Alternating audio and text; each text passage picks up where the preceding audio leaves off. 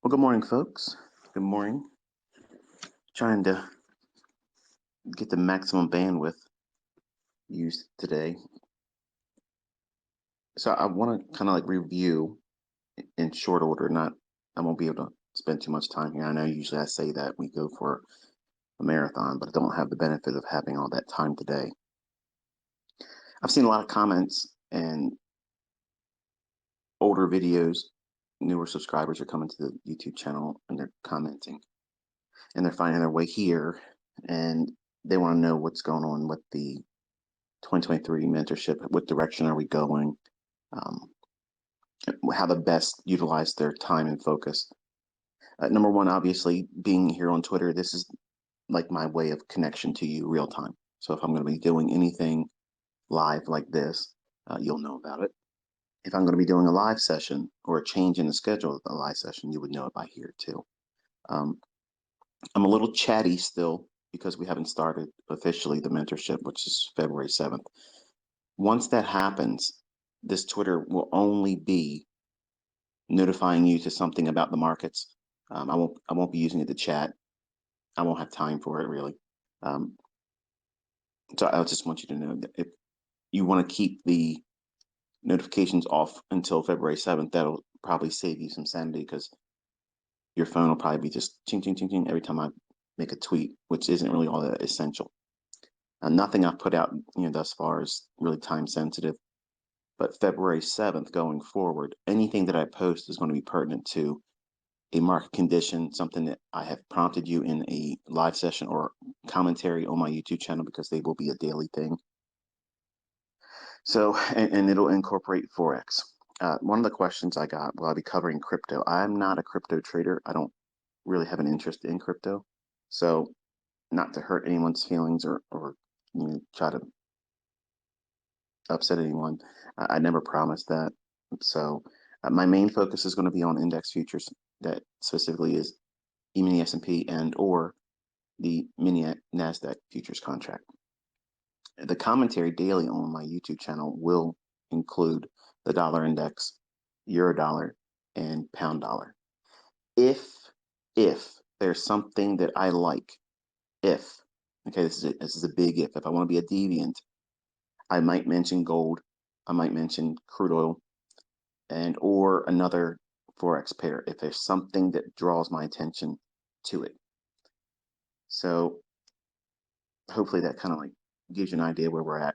There will be 2 live sessions tentatively scheduled each week.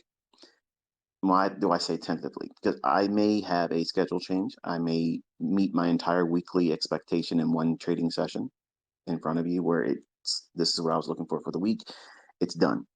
And then I would move to the sidelines. Yes, I can trade and you can trade every single day. Just because we can doesn't mean that that's what I should be trying to teach new students. So I'm kind of bringing that that mindset into the live sessions. Now, live sessions, I saw a guy, and please don't be offended by me making mention because you know who you are.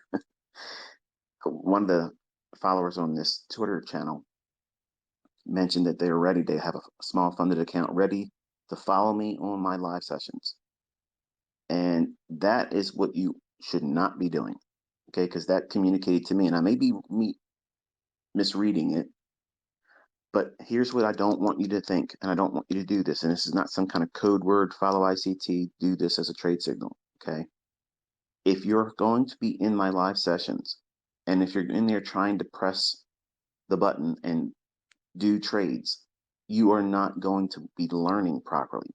Because if you put a trade on and it starts running like I expect it to do, because I'm not going to, unless I specifically talk about a market condition, and we will do these things, there'll be times where I'm going to purposely put you in front of the charts where it's going to be hard. Okay, that's going to be a high resistance liquidity run. Now, high resistance liquidity runs, and this is for your notes, okay? Because if you're listening without a notepad and something to write with, you're wasting your time. Turn this off and watch it later on when you can. But high resistance liquidity run is something that could pan out, but it's not likely to do it efficiently, quickly, and it's going to probably bring a lot of consolidation move a little bit in the direction and then retrace a lot more than you want to see it in your trade, versus what I try to teach as a dynamic price action trader. You want to see a low resistance liquidity run, something that moves from your entry, never even approaches your stop loss, and just runs quickly, just like that, to your target. That's what separates my teaching approach. That's what sets my models approach from everything else, because I'm not trying to be in there because some indicator gave me some inclination that it should or shouldn't do something. Because I don't believe in indicators. You have 4 indicators that are the best thing you're ever going to have. That's the open, the high, the low, and the close of any time interval. So the variable in there is time, but it's also the main constant. That's the deciding factor in every trade that I'm going to take. Every trade that I'm going to take for the rest of my life is going to be hinged on time. So you're going to see what that means every single week. You're going to understand the element of time. You're going to understand the difference between a high resistance liquidity and a low resistance liquidity run. There's a stark contrast between those two. And obviously, if you've gone through the core content that I've uploaded last year on my YouTube channel, I cover that. But even without having the ability to sit down over a chart live and watch it dynamically deliver price, it's hard to communicate that in a static discussion. Like, here's old data, here's old price fractals where it did this and did that. It doesn't effectively communicate it like being able to see it over my shoulder and me comment on it. So I see a lot of live streamers, they'll do their live stream. And let me just toss this out there. Matt, I wasn't trying to, embarrass you. if you look at it that way, I rep you on my YouTube channel. Yeah, I love you. I think you are going to do well if you keep this tenacity. I thought I was sending something to you that only you and I could see, but I misjudged that. Apparently went across my Twitter feed. So, oops, sorry. But I see folks like Matt, and there's another guy that I just started following, Patrick Weiland, who, if I'm not mistaken, used to troll me, but I've been watching, and he's been doing some live sessions, and he's done some prop trading apparently, and he's hooked up with I think it's Top Step, and he's calling it live. He's doing his executions, and that to me is commendable. I have a lot of respect for that. He's a bit of a character, and that's cool. I can appreciate that. But he and Matt they sit out there for hours, and they'll jabber on about whatever they're want to talk about, and then they push a button and they monitor their trades. And then at the end of the day, they condense their entire streams and do like a highlight thing. I don't have the time to do that this year. So that's the number one reason why I'm only doing 2 of them per week, because they're going to be about up to about 2 hours in length. So I'm not going to sit down and edit out all that stuff. You're going to see it raw, just the way it was if you were there live. I don't want to be in YouTube editing studio, every day of the week for hours at a time. And if you don't know what I mean by that, if you look at the presentation I made just last night for just a 2-minute video, the preparation for the first chart, look at the time in the lower right-hand corner when I was showing the example for ES. That's a lot of time between putting one chart, annotating it, putting another chart, annotating it, presenting it, condensing it, rendering it, and then uploading it to the medium like Twitter or YouTube. YouTube takes a little bit of time because they like to run their algorithm, see if there's anything that they can ban your account or demonetize or flag you for something. So it all takes time. So the viewership, usually the ones that complain in my following, is I talk too much. And I want you to understand why I'm doing things, why I'm not doing things, why you should be focused on certain things and not so much on others. So yes, when you're hearing someone teach you and they're trying to do their best, which is what I'm trying to do, I'm trying to do my best to teach you. And you think, if you're new, if you're young folks coming here, you think that give it to me right now, real quick. dollar menu mentorship. Okay, drive through mentorship. You know, give it to me real quick. Here's my money. Here's my time exchange. Okay, not charging now, but it's costing you time. But that time listening to me, I'm not wasting my time because I know I have at least one person that's going to listen to everything I'm saying, and it's going to spare them the pain, the suffering, the trauma that I had to go through. So it's beneficial for you to have the experience from the beginning of the stream to the end. Okay, and that's why I'm going to be just doing two.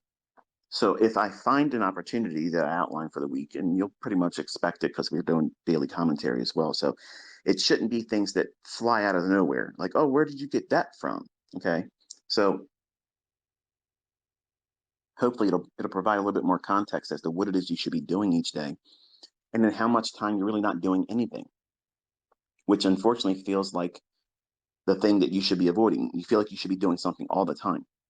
As a trader or a developing student in price action, whether it be with me or someone else you're learning from, the common tendency for a new startup or a new student is that they feel like they got to be doing something every single day, pushing a button, trying to find a setup every single day. When in the beginning, and the first stream is probably going to set the stage for who's going to stay here to learn and who's going to quickly say, this ain't for me. And I'm going to try to do my best to be exactly how I plan to be each time. So that way there is no sugarcoating it. There's no enticement to keep coming back. If it isn't exactly what you were hoping to see and learn from on the first stream, use that going forward because that's exactly how it's going to be. But I don't want to condense it and just go to the highlights because if I read a candle wrong, if I say something that doesn't pan out, I need you to see it because that's what you're going to encounter when you do it too. When I'm not sitting next to you on the days of the week or when this eventually stops, because I don't want to do it forever, obviously, right? So once that experience ends and it's only you in the chart, you're sitting in front of the chart, you're going to have these moments where you're expecting something to occur. You're expecting price to deliver a certain way by this time, by this manner, to avoid certain areas and not come back to a specific area. You're going to have that. You're going to be expecting it. And then it'll do the very thing that you don't want to see it do. How are you going to engage beyond that? Are you going to lose your mind? Are you going to grow frustrated? Are you going to get angry? Are you going to become scared? Are you going to become anxious? Are you going to feel like this doesn't work anymore? Or is it going to feel like, oh, ICT is mainstream now and they're changing the algorithm? Listen, we're only going to focus on price delivery. I have dozens. I have dozens of models. All of them work. All of them. My own private students don't even know all of the things. Okay, there's certain things a trader is going to hold back for themselves and for their family. Okay, I don't need to show you everything, but I need to show you how to read price because once you understand how to read price live, you can go right onto my YouTube channel and go through and pick the model that you want to use for an entry. If you want to use optimal trade entry, easy. You want to use a breaker, easy. You want to use a mitigation block, easy. Institutional order flow entry drill. All that is a partial entry into a fair value gap. That's all it is. It's not even going into the middle point of the gap, which is consequent encroachment. So in your notes, institutional order flow is just a partial entry into a fair value gap that you expect to see remain open. You will have more insights shared with you over live data because it's not effective for me to teach it to you because it looks like cherry picking. That's what everybody that hates me says. It's just cherry picking. It's not cherry picking when I do it live in front of you. And I'm going to try to convey the logic that I use when I'm reading price. When I'm doing my executions on TradingView and you see them enter the stop, the target, my first partial, I annotate where I think it's going to go. And I try to walk you through as fast as I can in a 1 minute candlestick. I mean, that 1 minute candle's painting live. So it's very difficult for anyone with common sense to argue the point that I'm constantly talking nonstop about what the market's doing. I'm typing, I'm annotating. There's no way I can do that somewhere else. I can only focus on, I can only focus on one thing at one time. So when you see this live, when you experience it live, you need to constantly remind yourself before we start the stream in February, and the first one is February 7th, okay? You need to remind yourself that you are not there to try to take a trade. I know some of you are hard luck right now and you just want to correct the drawdown. You want to fix yourself. You want to start making money. I understand all those things. That's completely normal. That's normal. But you're going to ruin this experience for yourself. You're not going to learn properly if you attach the money to it. This is the reason why you're tape reading with me.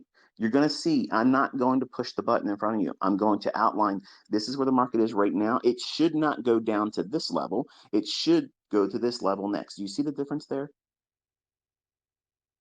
I cannot be faulted if you recklessly go out there and press a button, and it's going to happen. You already know you're that person that's going to do it. And you're that person that's going to be in my comment section saying, I followed that trade and I got stopped out. You're a jerk. Okay, you own that. That's your responsibility. I'm telling you right now, and I'm going to tell you every single time in every single live stream, do not trade. Don't use this for a trade signal service. It's not. Because I need you to understand once you see me outline the candle and I'm explaining why it should and shouldn't do that, I need you to feel what it feels like watching that candle without any monetary attachment. That's the part that every one of my students skip over and they fail because of that. You all want to know how to succeed in using my stuff, my concepts? Do everything that my failed students, and I have them, every person out there that teaches anything has a group of people that simply can't do it. And it's because they are not disciplined, period. That's the way it is. Because if you keep doing something over and over and over again, okay, which is like what? Eat a box of donuts every fucking week, you're going to get fat, okay? If you abstain from eating that and you increase your output in terms of your exercise, you're going to lose weight. Doesn't matter if you don't like or like the personality of the person that told you this is the routine you should follow, because I'm not here for friends. I don't give a shit if you like me, okay? But I want to see you succeed. I want to see you do well. But if you don't listen to what I'm telling you in its entirety, and you only want to cherry pick the terms everybody wants to use against me, you just want to cherry pick the things that I'm teaching and only take the things that you like out of it. Yeah, I'm gonna use this fair value gap. It's easy. Let me go out there and put my funded account or my live account attached to a chart, and it looks like a fair value gap right there. No logic as to why it should be a fair value gap. No logic as to why the market should even be going higher. No narrative, no study, no back testing, no sitting in front of the chart reading price action for months. Months. This needs to happen. You have no idea what you're doing.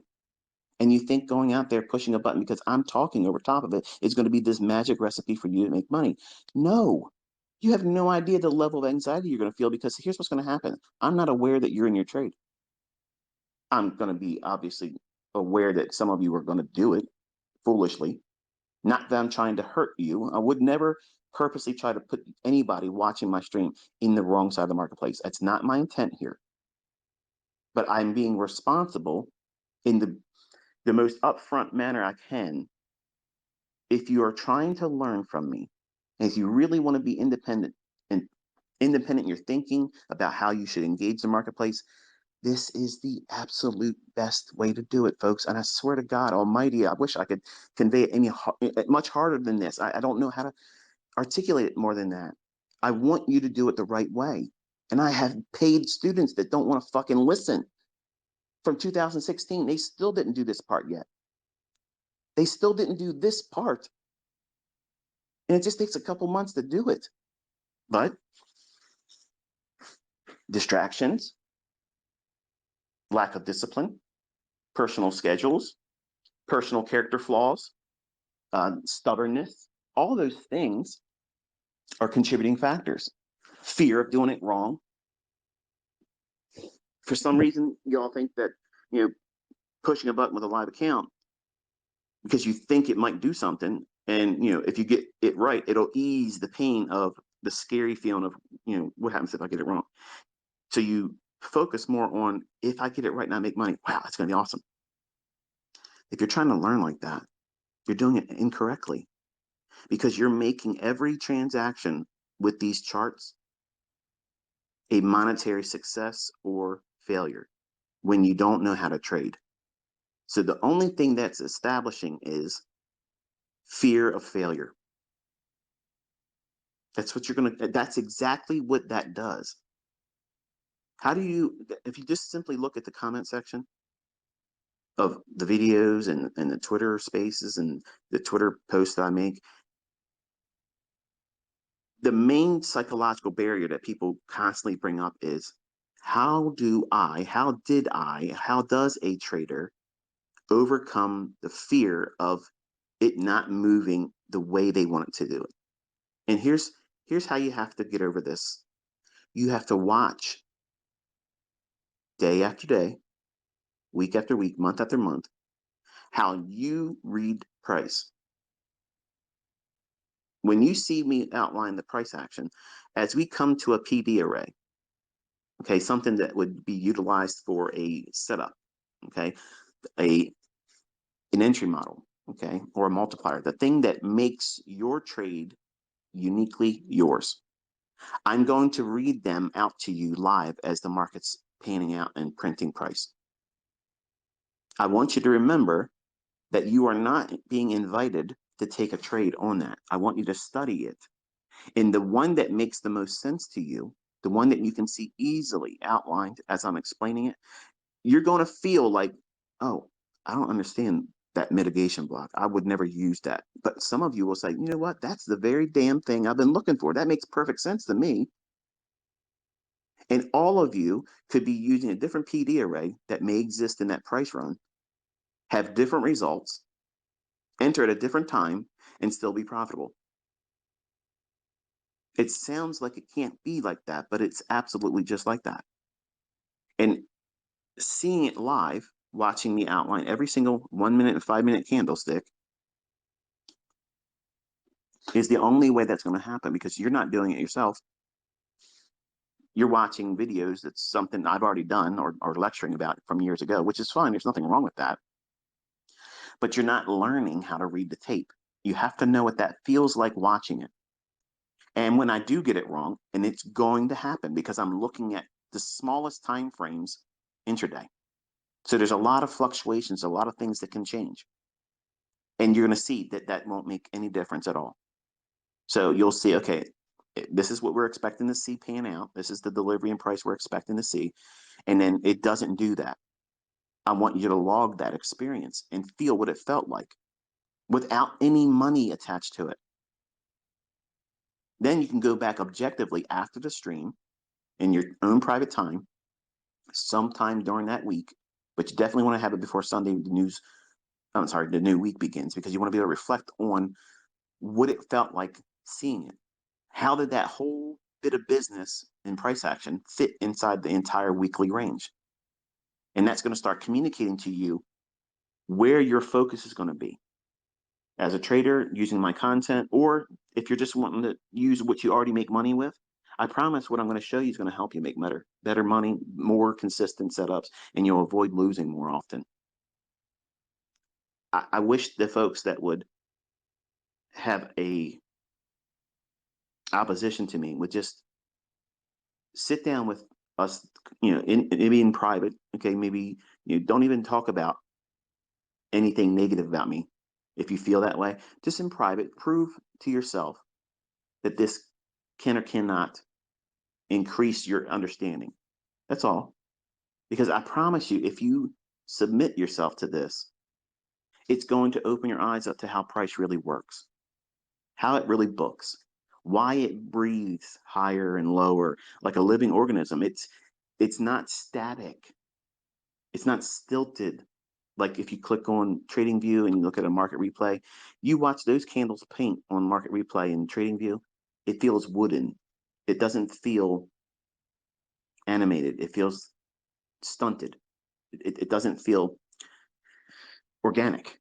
Whereas when we are watching a 1 minute candle and a 5 minute candle painting live, fluctuating up and down inside the same candle, that's something you can't replace with anything else or find the equivalent of. That's the only way to really do it. And you can see the speed at which it snaps and leaves that area and goes to a pool of liquidity or runs to an inefficiency. That it needs to be seen live.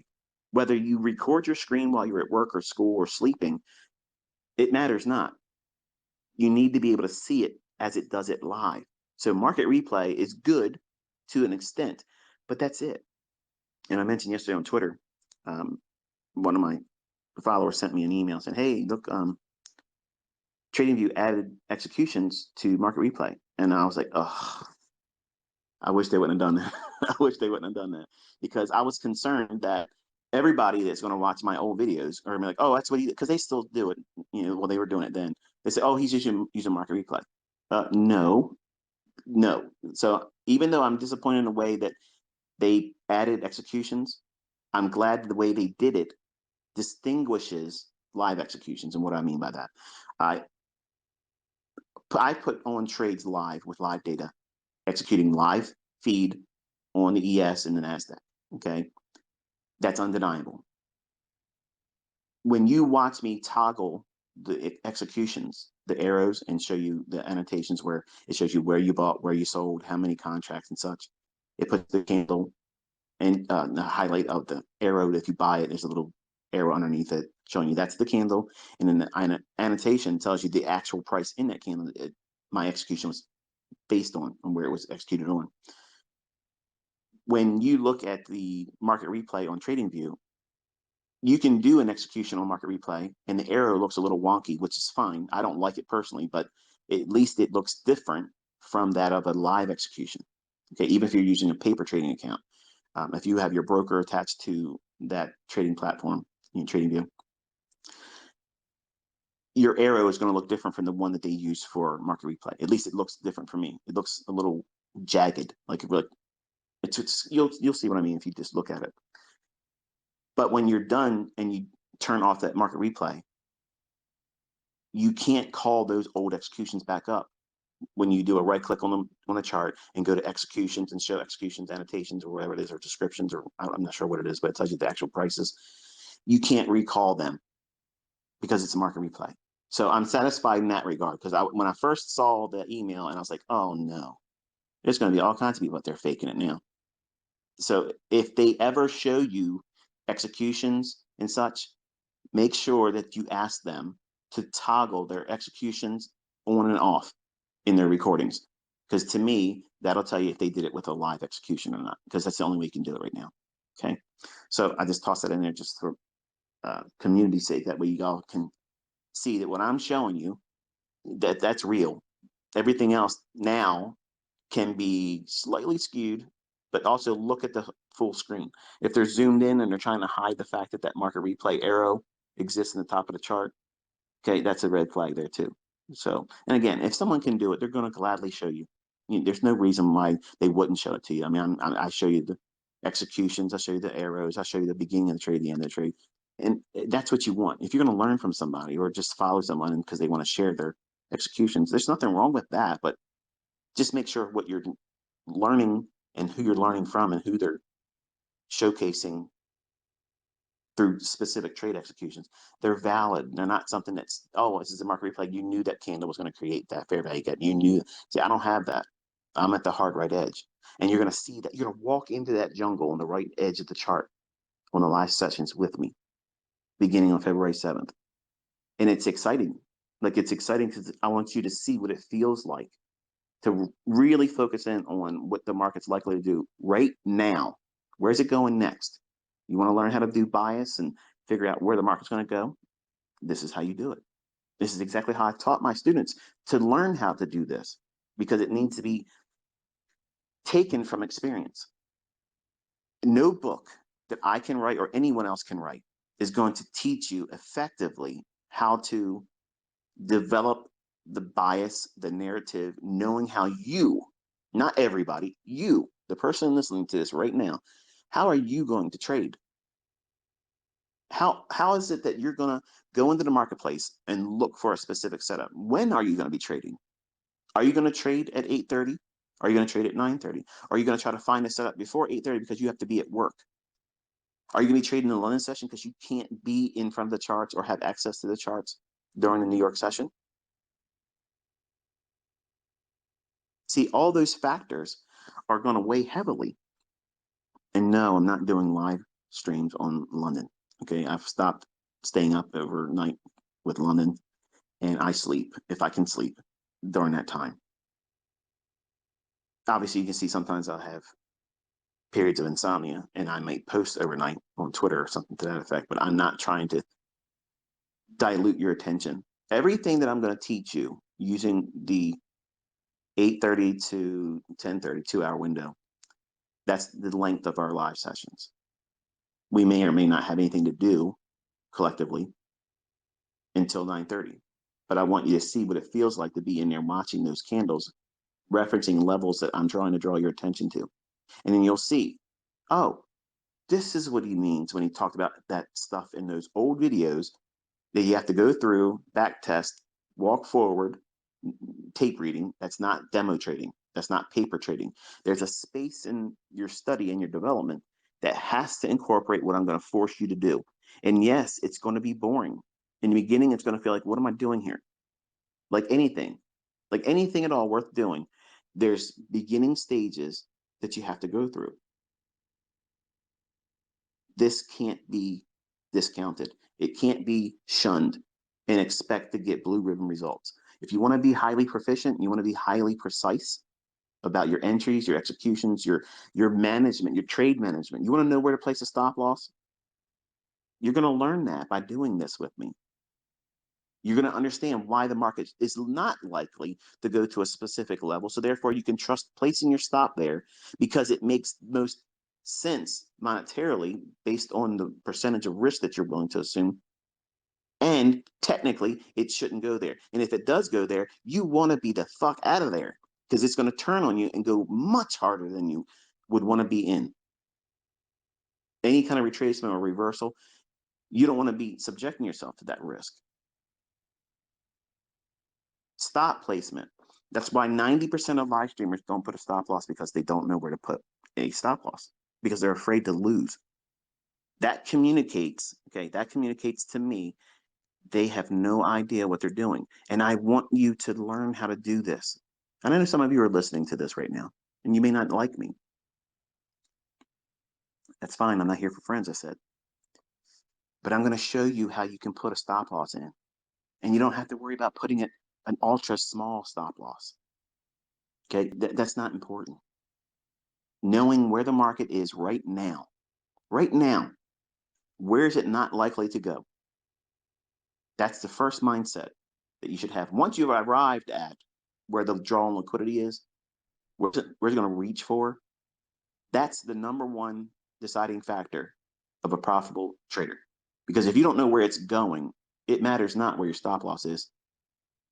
Because if you're upside down in your trade idea and you're going against the grain, you're offside, going against the direction that the market really going to go in. See, that's what you're afraid of right now as a new student. You don't know what you're doing. Just tell me the bias ICT and I'll do the rest. No, you'll lose money.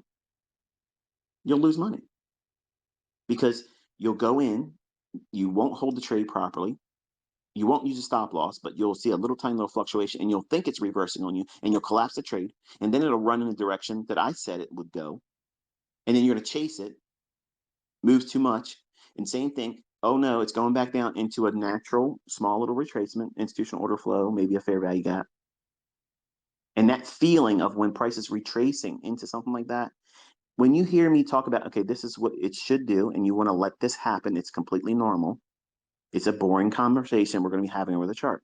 And that's exactly how it should be. It should not be animated with disco lights flashing around, lasertrons, and all kinds of pulsing music and shit like that. Okay, you're trying to learn how to reprice. You don't want to have any. Now, once you know what you're doing, once you know exactly what you're doing, you know your model, then yeah, drum and bass, dubstep, hard rock, rap, whatever the fuck gets you going, which gets your juices, like flowing and you're in the zone, you knew what you're doing as a trader, then yeah, absolutely. It won't be a distraction then. But I'm not going to have music playing in the background. Okay. I'm not having anything. I'm going to be talking over the chart.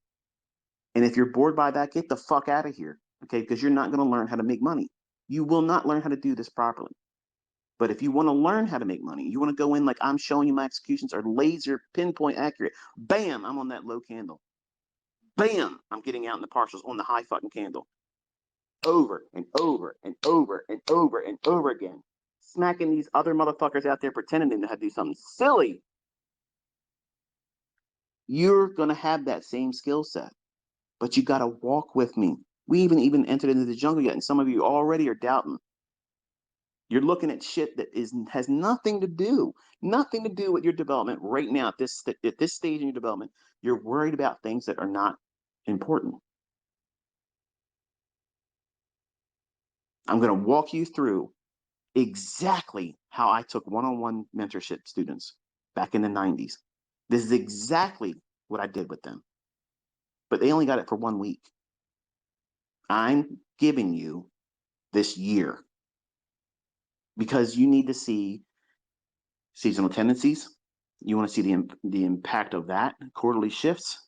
You want to see who knows what the hell's going to happen. You know, all this stuff that happens across the seas and in other parts of the world that can have reverberations in the marketplace that you may think, oh, that's in another country, has nothing to do with me. Bullshit. It's going to be in the marketplace. That means it's going to have to be dealt with if you're a trader here or wherever you are. You can't put blinders on thinking, well, you know, that stuff over that country, that's their problem. I ain't got to worry about it. I'm making money. No, that can cause you to not have opportunity or your trade to become irrelevant. And it doesn't mean that the model's changed or that the concepts are failing now or to change the algorithm. It just means that's natural market conditions. It's a variable. You have to make allowance for that, which is what risk management is all about. So when you understand where the market's likely to go next, that's your number one priority. Know how to determine where the market is likely to go to next, the highest degree of probability of it going higher or lower, and what level specifically.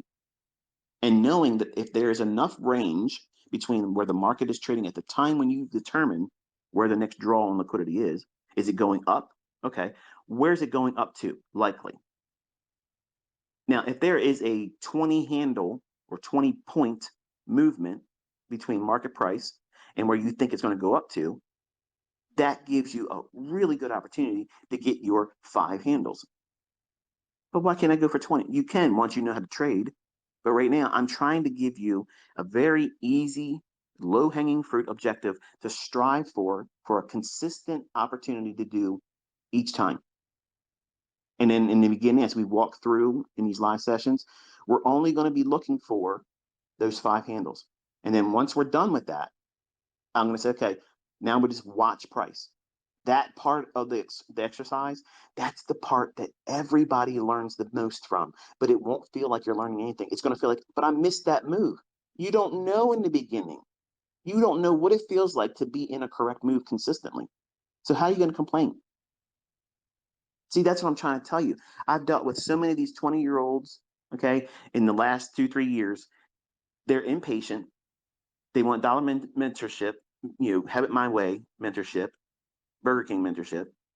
And they're coming to me with these expectations because they saw Lambo Larry and Ferrari Frank over there on Instagram. They're not executing shit. They're just showing influence and lifestyle. I'm boring. I'm going to show you getting in, getting out, management, stop placement, partials, rolling it up. That's what you need to be focusing on. So put all that shit aside. Stop worrying about what you're going to do later on because you have to get this skill first. You got to take advantage of the time that I'm putting into you this year. I'm giving you my year. I'm giving it to you. I'm giving you my attention. I'm giving you my skill set. I'm giving you my experience. I'm giving you the wisdom. And I give a fuck. I want you to do well. I absolutely want to see you do well. But you have to listen and you have to not do the things I tell you not to do. The things I tell you to focus on for that lecture or that time, that's the only thing you focus on. Here's where you're going to fuck up. You're going to start looking at other charts or other time frames, trying to figure out what I'm going to say next. Fucking dumb. That's not how you do it. The very thing I'm going to show you on that 1 and 5 minute time frame, but ICT, I can't trade on. It doesn't matter. Everything I'm going to show you on that 1 to 5 minute chart can be utilized on a 4 hour and a daily chart, and you never need to look at anything intraday. You got to trust me, folks. I'm taking you exactly where you want to go. You just haven't been here before. I've been here many times over. I know how to teach this stuff. I know what it's likely to do next. I'm going to fail sometimes, but you're going to see most of the time I'm going to be right. Period. That's what trading is. You're going to have times when you think you see your setup and you're going to engage. You're going to put your stop loss exactly how it should be. You're going to have your partials already in mind where you're going to take this much off, and you're going to get determined. It's your final target. And that's your entire plan, how you're engaging that price move. And it's going to go down and hit your stop loss. A new student, let me say it this way. February 7th, it would be absolutely perfect if I go out on my first day and my first thing I'm outlining doesn't pan out. That's the best lesson that can happen. That is the best one because that will absolutely weed out who wants to really learn this. Because if you think for a second that I can go out there and trade and have 100% accuracy and never take a losing trade, that's stupid. That's stupid. I only try to engage when the market is so overwhelmingly in my favor. So if you want to call me cherry picker in that regard, then yeah, I'm cherry picking the sweet spots in the marketplace where I'm looking for the highest probability of when the market's going to move to where I'm expecting it to, the time it should do it, when the algorithms will run their macro, and I'll talk about that live over the chart. You'll see it, folks. You'll see it. I'm going to constantly be referring to one market or the other that day. It could be ES or it could be NQ, but most of the time it's going to be ES. I prefer that one more than the NQ. But there's times where I'll refer to NQ and I'll pull it up and say, now look how fast this one's moving versus this. But you don't need to do anything but just trade one. You can just do ES and it's fine. Stop listening to these Yahoo cowboys down there. They're blowing their accounts every day in front of you on live streams, telling you you got to be in the NQ. No, you got to learn how to be able to do this correctly and not be impulsive because of the quick sudden movement that NQ will have over ES. ES is still going to fucking move. It's going to move. They're both moving. But you want to be able to find consistent setups. And if you can take 5 handles out, listen, okay? Because I'm going to graduate your understanding, very small little increments. 5 handles per day. That's your goal between February 7th and the end of the year. You want to be able to find that. I didn't say you need to trade with a live account or your funded account and get 5 handles. That's not what I said there, folks. Listen, your goal is to be able to consistently find 5 handles that you can see manifest before it delivers in price. You will have that skill by the end of the year if you listen to me. You will fucking be able to do that, and nobody will be able to take that from you. They won't be able to troll it out of you. They won't be able to cause you to have doubts. They won't be able to fucking cause you any confusion. They're not going to distract you. They're not going to lull you into do some kind of dumb shit over here. You're going to find 5 handles a day, and 5 handles a day on a 1 minute contract is $250 a day. That's not a lot of money. But when you consistently make that every single day, I guarantee you 70% of this listening audience, it's more than you earn a week. And that's just one contract. So what happens if you parlay that up and you get to another $10,000 in profit? Now you can do two contracts. Now you're making $500 a day. And then you make another $10,000. You can afford to do one more contract. So now you're making $750 a day. So you all want to do what you see these fuckers on Instagram and fake shit. Oh, I flipped my account this month. No. Show me precision entry, impeccable risk management, consistently. That right there makes millionaires. And you can start with any amount. Any. But in the beginning, I'm going to take that 5 handle for the day. I'm going to scrunch it down into 2.5 handles in the morning session. And I'm going to tell you, here's your homework for the afternoon session. You're going to look for the other 2.5. And then over a period of a couple of weeks doing that, then I'm going to say, okay, we're going to look for our full 5 handles in this session. Then I'm going to give you homework that you have to find that next session in the afternoon. You have to have 5 handles there. So what does that mean? If you can continuously and consecutively find that setup like that, how many handles are you making a day then? 10. That's $500 on one contract per day. You don't need to use 16 contracts to make $4,000. I will show you how to make $4,000 in one full pull, one entry to one exit. Fuck these clowns, okay? These people are literally teaching you to do the most stupid shit, and they want you to pay them $5,000 for it. No, you don't need that, folks. You don't need that. You're listening to an old fuddy-duddy 50-year-old man that knows this shit like the back of his hand. And I can't wait. I can't wait for you to see this stuff laying in your hands that you can pick it up anytime you want, like a tool that you've trained with and you know exactly how to do it, how it can hurt you, and you don't do those things to hurt yourself. And you'll be able to choose when you want to get in there and do something. Because let me tell you something, even on a shitty day, you can get 2.5 handles. And I'm going to teach you exactly how to do that. And then I'm going to teach you exactly how to get that 5 handles in the morning and 5 handles in the afternoon. And I'm going to teach you risk management. So that way, if you want to win trading competitions, you're going to be able to do that too. You're going to be able to scale this as big as you want or as small and consistent as you want. You want to treat it like a part-time job? I'll teach you how to do that. You want to turn this into a fucking empire? I'll teach you how to do that too. It's going to cost you nothing but showing up each day. That's all you got to do, folks. That's all you got to do. Take notes and just listen, because I'm going to prove this shit to you on these charts live. And then a fucker out there going to be able to say anything about it. Not one thing. Not one thing. You are getting ready to embark on an exciting experience. I fucking wish I had this when I was coming up.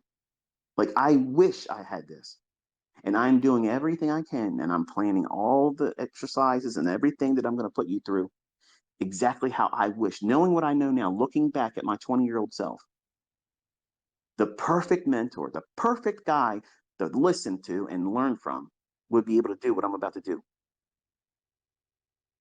I'm not enticing you to trade with live accounts. I'm not enticing you to go with any broker. I'm not enticing you to use any particular funded account. Notice I don't do that. I don't rep brokers. There's somebody out there right now pretending to be me saying that this is the broker that I recommend. I don't recommend any of them. They're all fuckers. They're all going to fuck with you some way, shape, or form. Start making a lot of money and they will fuck with you. Trust me. You're going to get slippage. You're going to get requotes. It's just the way it works, folks. That's just the way it is. They're small little nuisances. That's all it is. And that's why you don't want to have all of your money in one account. You want to spread your money across several brokers and one account only, one account. That's the one you parlay up. But everything else, when you make money, you take it out. Don't leave your money sitting out there. Anything can happen in a brokerage firm. We could have a big major crash, a flash crash that nobody expects. Not even me. Something can come out and boom, the market just shifts itself. And brokerages can go under. And you don't get your fucking money, folks. This is gone. So you don't want to have everything, all your eggs in one basket analogy works appropriately here. So I don't represent any broker. I don't represent any funded account. I never tell you to join a brokerage firm. I never tell you this broker's good, go here. I don't ever say use this funded account. I don't ever do that. That's why I don't do commercials for people. I don't do product placement in my videos on YouTube. I get lots of requests to do that every single month. They email me and say, would you be interested in letting us do a 30-second commercial and we'll pay you $5,000 for it? No. No, thank you. I don't want my channel to be that way. I don't want that. Because that means I'm saying what? I co-sign your product, your service, your brokerage firm, your funded account. I don't have that. And I have people that are reaching out that want to start that partnership with me, and I am not going to do it. So there's no incentive for me except for your success. That's it. That's it. That's all I want to see you do. I want to see you do well. I want you to send me emails occasionally once in a while. Say, hey, look, this is what I was able to do. Thank you so much. I was able to help this person. I'm doing this over here. I'm building a hospital. I put a wing on the hospital over here. I'm putting a orphanage together here. I've funded this entire village of individuals and I've gave them food for the next 90 days. That's treasure to me. I don't give a shit about online clout. I don't care about that. I want you to be able to feed yourself and your family and help others and be passionate about doing that. And most of you wouldn't even think doing that because you can't hardly make your own bills right now. But once you are able to do this consistently and you can make another stream of income and you decide it, you decide when you're going to do it. And small losses like a flat tire going to work, they're inconvenience, expenses. It's not fun. It's irritating. That's what losing is in trading. That's exactly what it's like because it's measurable. You know exactly where you're going to put the stop loss. You know why, if it goes there, you're going to get stopped out. And you want that to happen. If you're wrong, you want that to be the very mechanism that prevents you from losing more. How do I get over the fear? You go through it. You just walk forward. That's it. You just keep walking forward. But if you're walking forward with no stop loss, recklessly over trading, adding more contracts when you're already down, trying to dig your way out of it, then you get results like you see some of these YouTubers out there doing. That's not what you want to do, folks. That's not. Have a very easy, low-hanging fruit objective. Something that's easy, a target that can be easily reached. I think, and somebody that's been trading for a while probably snickered earlier when I said 2.5 handles. Okay, 2.5 points. 2.5 points is nothing. But high-frequency algorithms will fire in there all day long, going up and down in the same day, doing that all day long, and make, well, a lot of money, a lot of money. But they're losing too. They're getting that ebb and flow, up and down, up and down, up and down. They're not always winning, but they know over the course of the day, ripping into that marketplace over and over and over and firing in there constantly, catching fluctuations of 1.5, 2.5, 3 handles. Once it gets there, they're out. They're not in there trying to get the daily range, average daily range. They're not trying to run for buy side liquidity. They're not trying to run for sell side liquidity. They're just in there getting fluctuations over and over and over again. They're capitalizing on that minor fluctuation. Algorithms that are engaging the market. I'm not talking about the algorithm that the market engine uses for price delivery. I'm talking about traders, entities on the outside that are trying to capitalize on price fluctuation. So don't be discouraged by 2.5 handles as, oh, that's not worth my time, bro. No, you can do a lot. You can do a lot with that because you can take that and scale it and say, okay, I know I don't have a whole lot of time to be doing anything in the marketplace because my schedule won't permit it. Okay, fine. But you can find 2.5 handles. You can get that. Not that I'm encouraging it, but on a smoke break at work, a bathroom visit while you're at work, while you're walking through the mall, while you're waiting for your wife to pick out the shoes that she doesn't need, like I have to do sometimes. Okay, I can't stand being here. She's going to ask me, do you like these? Man, why are you going to put me in a situation where I'm going to lose no matter what? You know what I'm talking about, gentlemen, right? I have to be distracted from that. It'll drive me crazy. So I'll go on the phone and there it is. I'm in trading view messing around with something. 2.5 handles is easy. That's literally like fruit hanging on a tree that you just walk up to and grab a hold of it and pluck it off. Whenever the fuck you want. Whenever you want. As long as that market's moving, you don't need to be in those times I've told you to trade in. I'm going to teach you how to trade outside those times. Those times are for students that have never studied price action. They want the highest degree of probability on their side, then you trade in those times. With experience, you'll know how to engage the marketplace outside those kill zones, those times of market action. The 8:30 to 10:30, that's your sweet spot for the morning session. Now, inside that time frame, I'm going to zero in onto specific times where it's highly probable for certain things to occur, and they're called macros. All of that is going over your head right now, but trust me, it's undeniable when I'm looking at it and showing it to you on a chart, 1 minute, 5 minute chart. That's the smallest time interval. I mean, you can go on the second chart, but it gets a little spotty on the second chart because if it's a rip and it takes off, it'll create a gap, which is fine. That's another opportunity in itself. But 1 minute and 5 minutes is going to effectively communicate exactly what you should be doing across all time frames. Don't listen to these yahoos from Goldman Sachs that tell you in videos, if anybody tells you that they can trade consistently with intraday charts I've done, I couldn't make it work. So they're a con man, run away. Okay. I wish they were sitting in that CPI Twitter space I did where I called every single minute candle. Like I knew it from yesterday. That's what it's going to be like, folks. That's what it feels like to know exactly what you're doing, what you're not supposed to do, what shouldn't happen in price. A lot of you, 12,000 of you, at the time I closed that Twitter space on last Thursday, were listening to me, and I was outlining the very candles movements, why it should do this and why it shouldn't do that. It's going to be a totally different experience when you're watching it in the chart too. But 5 handles is what I want you to focus on. That's your goal. In your journal, that's what you're looking for. Okay. I guess it would be, equivalent to a pip in Forex. I'm not saying that we're going to be looking for 5 pips in Forex. To me, unless you can get 10 in Forex, because you have a spread that you have to beat in Forex. So everything that I'm teaching you with index futures, you have to look at it as a minimum range of, can it move 10 pips? 10 pips has to be. If it can't move 10 pips, then I wouldn't even consider doing anything with it, because you have the spread, the dealer spread going in and coming out. You don't have that so much in index futures, and everybody's price is the same. You don't have that with Forex. Everybody's quoted high on euro dollar or any time frame is going to be slightly different. It's not consistent because you're trading in your broker's liquidity pool. In futures, you're trading in the liquidity. There is no outside sources. This is it, which is why professionals go there.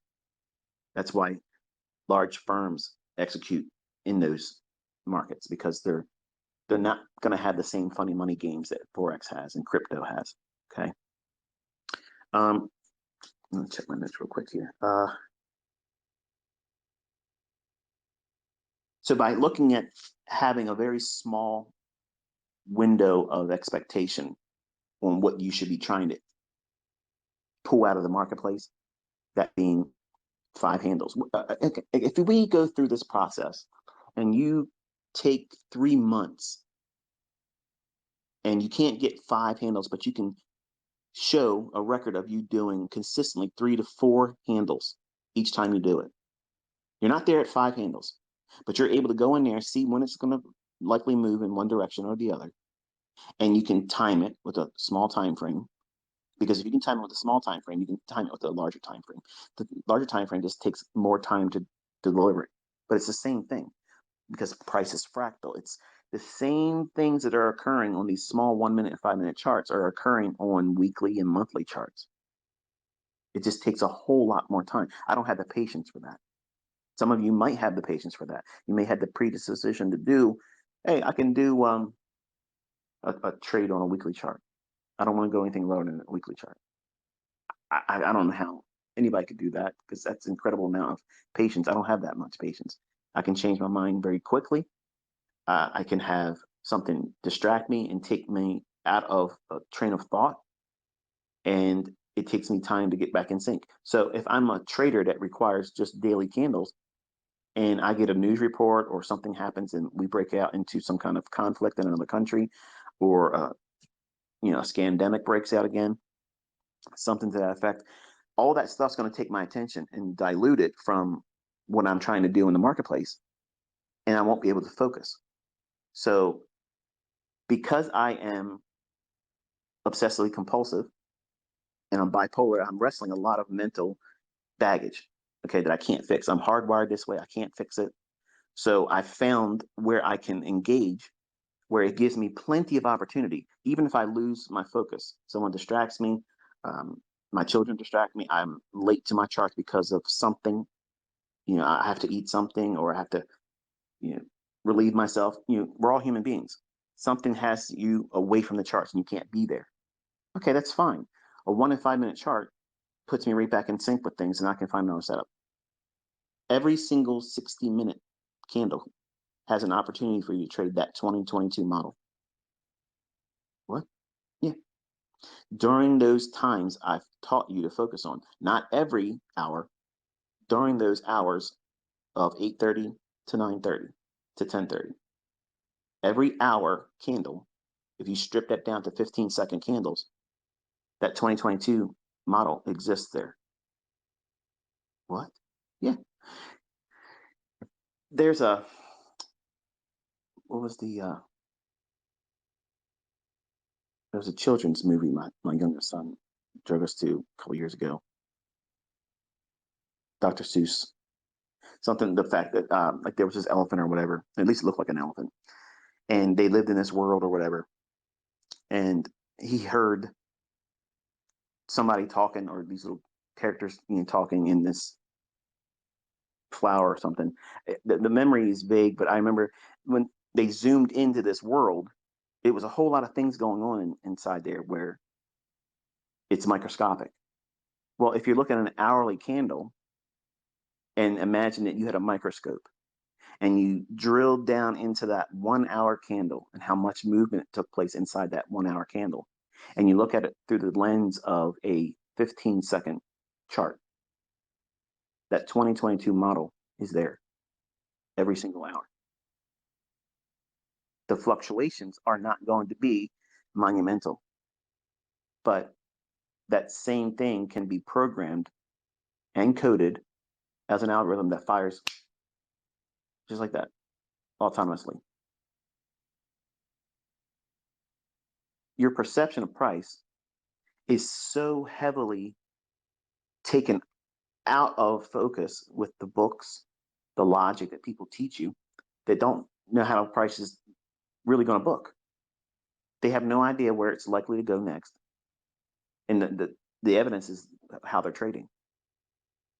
Like, I watch live streamers just because I want to see when I see their expectation on a marketplace opposed to what I'm expecting price to do. I have a 90% edge that my setup at that moment is going to work at that time. Now, when you hear that, that sounds like you're a jerk. You're arrogant. Listen to what you just said.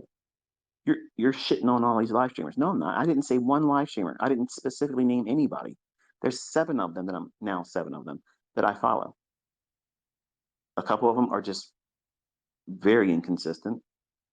Some of them are consistent, but collectively, when I have all of them, when all of them are looking for something and they start using keywords like "there's no way," or "I think it's really gonna," when they start using descriptors, I'm listening for that. They're on very low volume when I'm looking to do a trade. And when I hear all of them start chattering the same way, "oh, I think it's going to go down," when I'm looking for the buy side liquidity, and when I see a fair value gap or institutional order flow entry drill, or it runs sell side on a 1 minute chart or a 15-second chart, and they're saying that very thing at that moment that they're expecting it to go down, "oh, it's going to break here. Watch this trend line break. Watch this descending triangle. It's going to go this way. All the moving averages are pointing down." That's exactly what I want to hear. That's exactly, because it's like, that's it. I have that very moment encapsulated in time where smart money is arm wrestling neophyte retail traders logic. That moment, that very, very instant, you're in a 90% bracket right there. Now, some of these live streamers are still making money in that day, but I'm listening for that sentiment reading, that I'm trying to get that from them.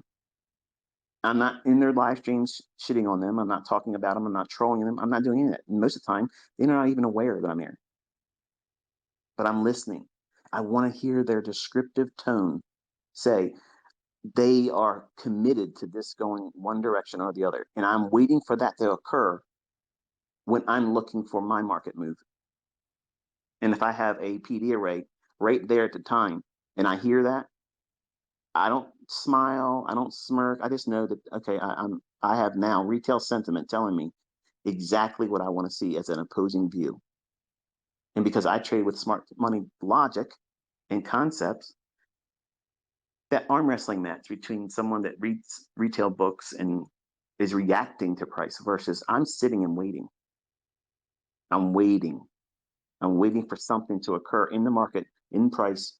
And I know that retail traders, that's why you see me sometimes comment saying, retail wants to go long here. Retail thinks this.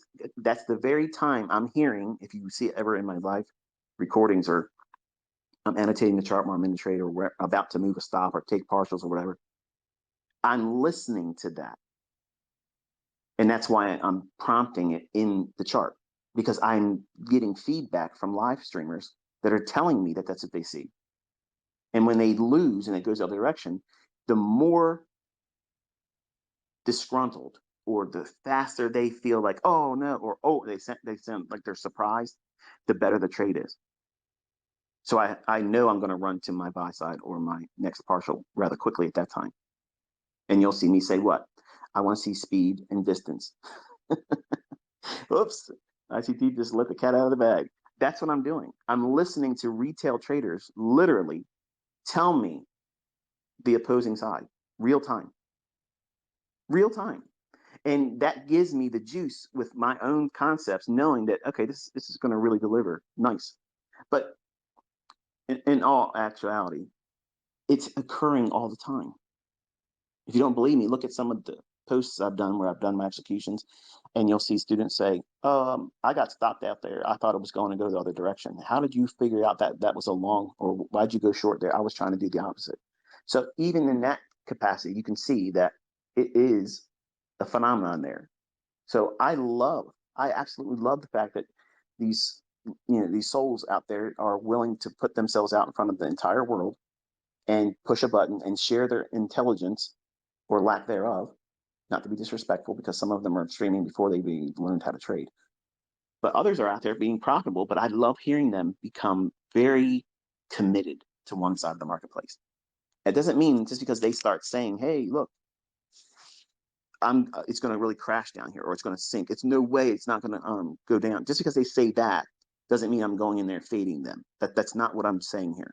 What I'm saying is if I'm already anticipating something and then I hear the retail squawk box that I create with these live streamers, that moment when they do that, that to me is that's it. That's the last check on all the boxes that need to be for a really quick low resistance liquidity run because it's exactly when they would not expect it to occur. And I'm capitalizing on them because they're trying to keep their social media equity curve increasing. So they want to constantly give engagement to their viewers and they want to constantly sugarcoat and entertain. And there's nothing wrong with that. That's absolutely commendable. And if they're consistently doing something and they can make money, great. Who cares? I'm only trying to tell you what it is I'm listening to these live streamers for. I'm listening for that moment, that very moment where they're absolutely now committed. If I am expecting something in the opposing direction and I have a PD array I'm watching, when I hear them say that, that registration of committal on their part, and if it's just one of them, not so much. But when they all start, and it's almost like they're crickets, they start chirping together. It, it's weird. It's a crazy phenomenon, but it's literally like Fade 101 if you're using the things I'm teaching you in price. Not all the time. Not everything they say can be faded. That's not what I'm saying here. But that's why I'm listening to specific live streamers. So please, if you know that I'm a follower of your live stream, that's not meant to be disrespectful to you. Okay. I think what I just said was rather balanced.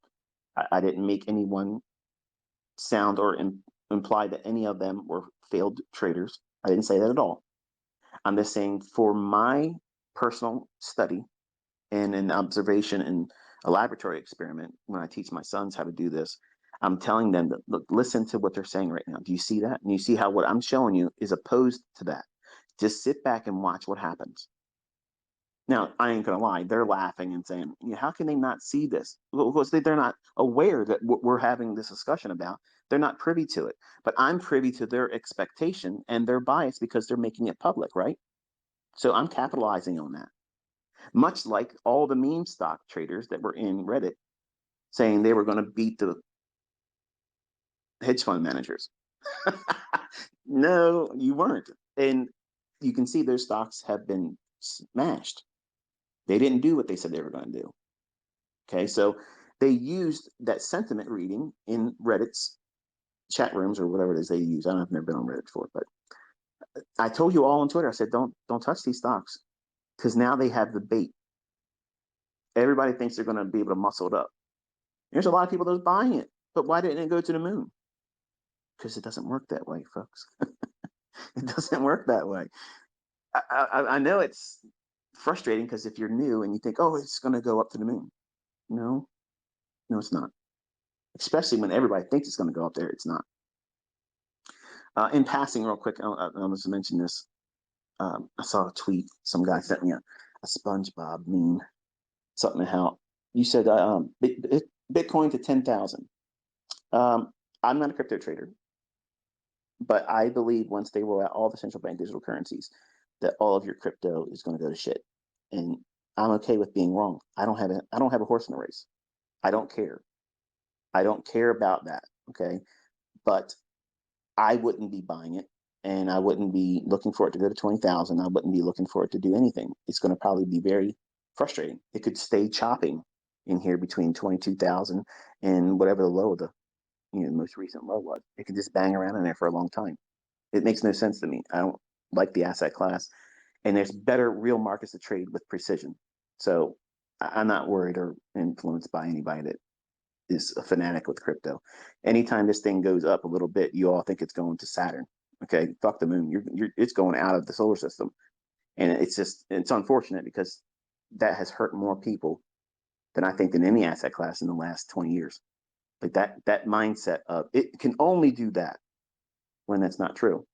Markets can stay in a choppy, shitty ass trading range for a long time, and you're the whole time expecting it to go to the moon and drive you nuts. Fuck that. If I'm going to be in here in these markets, I'm going in there where I'm going to make money, find my setup, get in there, get it, and run, and I'm going to live my life. Not obsessively looking at my phone, worrying about who's going to say something bad about crypto or Bitcoin.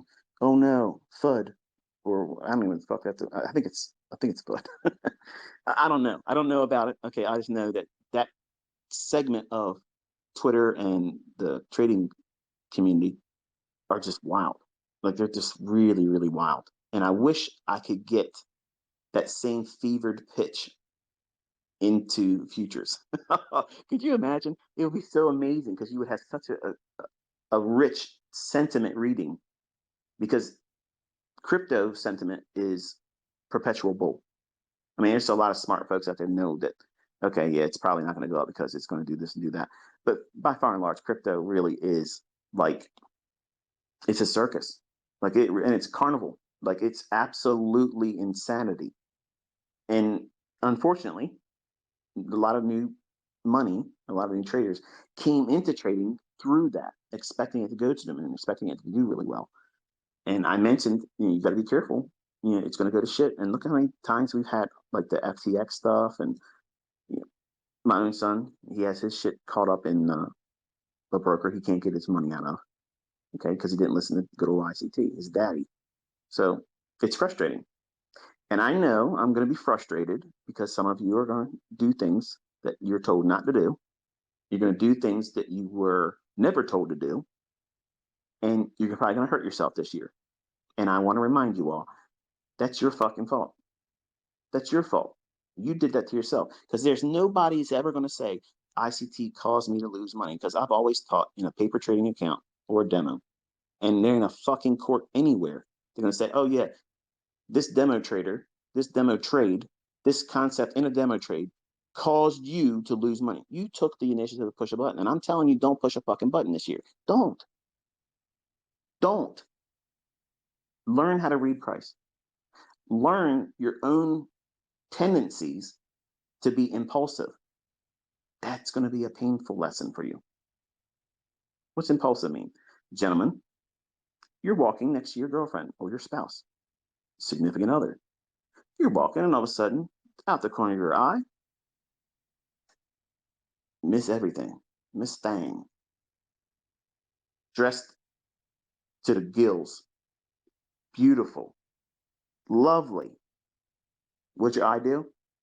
Look over. Now, you know at that moment right there, you better get your shit fixed real quick before your significant other catches you looking.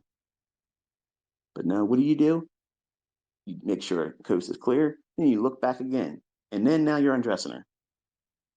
That's impulsive. That's the thing that you know you should not do. But you fucking did it, didn't you? And you might get away with it once in a while. You might get away with it at that instant. But if you live your life like that, your significant other is going to catch you doing that. And what do you think they're going to say? Now, if you're in a long-term committed relationship, they're going to let you nudge you with their elbow. What are you doing? You can't get that. But if you're in a young, new, fledgling relationship and you haven't really committed yourself either party, and it's something new and fresh, you're going to feel insecure if your significant other is looking at someone else like that and gawking. Because you're going to think, oh, they're looking somewhere else. The grass is greener on the other side. That's impulsive. How's that related to trading? Well, ICT said that he thinks it's going to go up to 4,030. And I'm in front of the charts right now, and he'd have mentioned that fair value gap. So that's pretty much like him saying buy it right now. So even though he hasn't said anything about really technically buying it, and he hasn't really said where the stop loss should be on this particular fair value yet, I've got pretty good feeling that the grass is greener right now. If I just go in there and just do one contract, just buy one contract, and if it goes up to 430, I won't say nothing. He'll probably think it's funny. He might like my post if I say, I know I didn't listen, boss, blah blah blah, and then I made that 430. High five every week, every day, and won't stop. No, that's impulsiveness. Okay, you do the things I tell you to do. You don't do the things I tell you not to do. Focus on the things I'm telling you to focus on and nothing else. If you just follow that going through the rest of this year, you will get the understanding that you need to do it independently. You'll know when to do something, when not to do something. You'll understand how to place a stop loss. You'll understand what it feels like to get in there doing it and desensitize yourself. That means remove all that fear and anxiety that you're feeling about doing it incorrectly. You're going to do it incorrectly, but that incorrectly done process doesn't always equate to failure. What causes failure? Repetitively going in, fixing what you think is an error. It's just a transaction that didn't pan out. And it took something away that wasn't a deposit in money, a loss of time. You're going to see, we're going to be in moves, and this will be a hypothetical. This is where your stop would be. I'm not going to push the button. There won't be a hard stop there, but I'll be communicating where I think it should be. And the market will go down to that level. Okay, well, if it's at a point at which would be break even, you got to think about what that felt like to be in that trade, have unrealized profits. You haven't got out of the move, but you're seeing it. It would be 4.5 handles, maybe 8 handles, maybe 10 handles. And if you didn't take a partial, or if I don't indicate there was a partial to be taken, which isn't going to happen because at 5 handles you're taking it, this whole time investment will feel like a waste if you've done nothing but get break even, which is the actual lesson in that. You need to take partials. If I'm teaching you, your threshold should be aiming for 5 handles. Doesn't it go without saying, if you're watching something, if it goes to 5 handles, you should do what? Initially, square the position off right there at 5 handles and just watch, does it go beyond 5 handles? And you're going to feel all this impulsive behavior start to well up inside you. Oh, I shouldn't have done that. If you're trading with a live account, following along in the commentaries I'm going to do in live streaming, you're going to feel like, oh no, I shouldn't have listened to ICT, that fucker. He told me to get out of 5 handles. Look at it, it's already 30 handles. What did you learn there? Greed. And it's going to build in the building blocks of fear of missing out on that next big rip. Instead of just saying, I was looking for 5, it gave me 5, I moved to the sidelines, and now I'm going off to go spend time with my kids, go watch a movie. I'm outside, I'm doing whatever I want to do, take a drive in my car. I'm on vacation. I got this one in and nobody knew about it. It's done. I'm not condoning vacation trading, by the way. Every time I do it, I hate it because it ends up coming hours and hours and hours in front of the charts. And then my wife says, you weren't supposed to bring that. You said you weren't going to. I know, I'm sorry. That's like that analogy, the wandering eye. These charts, I'm sorry, they're all beautiful. And I live a monogamous life, but as a trader, my eye, it just lingers. Okay. And in the charts, I'm going to see a hottie. Okay. I don't see numbers and candles anymore. I just see a brunette, a blonde, a redhead. No, I'm just saying. I'm just being funny right now. My wife is the only one for me. the the wandering eye scenario will get you hurt in trading. Okay, so I want to make sure that you all go in with the right expectation, the mindset, the focus, and by doing it this way, it's going to be boring in the beginning. But once you see how we can see these things panning out every single time, it's the same fucking shit. It becomes entertaining. It's almost like the book you've read multiple times. You know the plot, you know the character engagements, and you know how it's going to end. Now, that same book that you read over and over and over again, you give it to your kid, or your dog gets a hold of it, chews it up, rips a couple pages out, or spills coffee on it, and you can't read a certain paragraph. Do you lose resolution if you go through that book and can't read that 1 or 2 paragraphs? You lose a little bit, but you're familiar. You still know what is likely to occur. You've been there before. It's kind of like a hologram. Okay, a hologram and how I'm going into a scientific. Well, I'll just go there. A hologram is an image that's formed with a capacity that allows for some things taken from it, and you'll still see it. You might lose a little bit of resolution, but you can still see it. Versus only being able to see black and white binary only. That's not what this is, because you're going to be able to see more than just one setup, which makes you much more effective as a trader. See, if you're following a logic like most retail things are, you're looking for this one pattern. You're looking for this one setup in this indicator. When it's oversold, you're trying to buy it. When it's overbought, you're trying to sell short. If the moving averages are pointing down, you're trying to go short. When an overbought reading happens in your indicator, that really confirms that it's probably time to sell.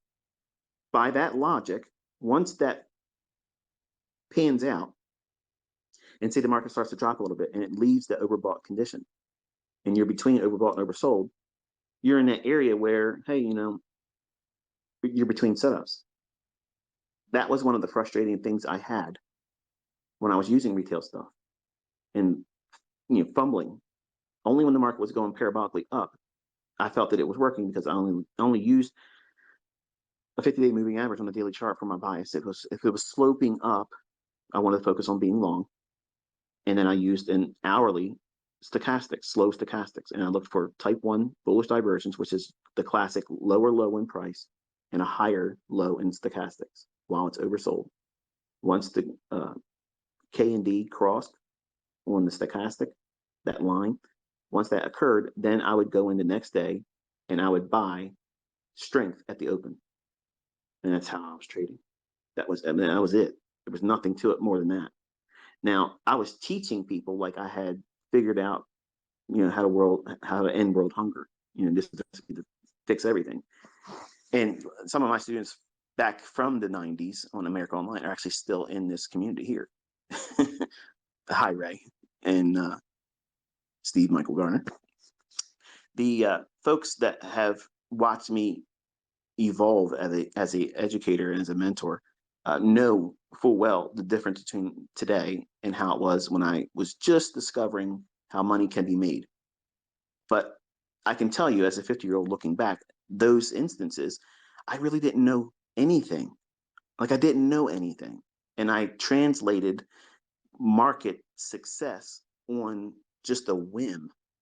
It just happened. Okay, it was coincidence that I happened to be long in a time when the market was going up. And I didn't understand it was going up because it was no way for it to do anything but that at the time. Everything was in a commercial bull market. It was just parabolic. Everything was just straight up. So anybody buying anything could have made money then. And that to me, looking back, was very painful as a young man because I was wanting it so badly to be skill when it was just happenstance. Whereas now I can I can talk to you in wisdom and know that that was not wisdom then. That was pure and absolute luck. Whereas now today, I have something that's measurable, it's transferable, and other people are doing it, and they're making real money with it, not just market replay or paper trading or demo. They're really realizing profitable results, and they're handling that and spending it and doing whatever they want to do with it as they should. But as a retail trader, if you're focused on whatever it is that they're teaching with retail, once that trade scenario starts, they train you to do what? Well, if you didn't take the trade, let it go and wait for the next trade setup. Well, what if it means that you have to wait for that crossing of the moving averages and they got to be sloping down, and then you got to wait for another overbought scenario to go short? That's a whole lot of wasted fucking time for me. Like I couldn't tolerate that.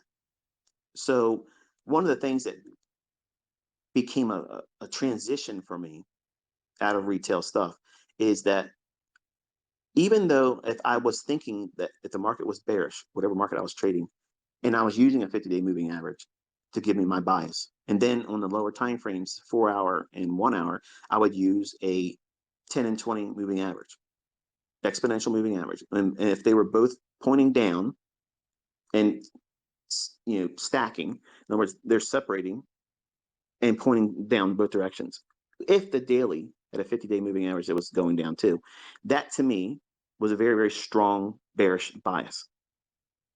Then if I waited for an hourly overbought, that would get me in sync with a move that had already happened on a higher time frame where other traders that using that logic wouldn't even consider it. So what did I start doing without really knowing what I was doing? I was taking the fractal nature of price and breaking down a larger move into smaller moves that repeat the same way. So some of you are in here listening to me and you don't trade like I do. You have a lot of retail indicators and you have logic that are found in books and you still make money. God bless you. I'm not saying anything about you not being able to make money. I'm just saying the things I'm going to show you about price are going to help you ferret out the winners in your system right now. And you're going to understand why they're winning. And you're going to understand how your system is losing when it does and how you can reduce that effect and minimize it, which is, again, all I'm trying to do is help you. There's no sales pitch. Okay.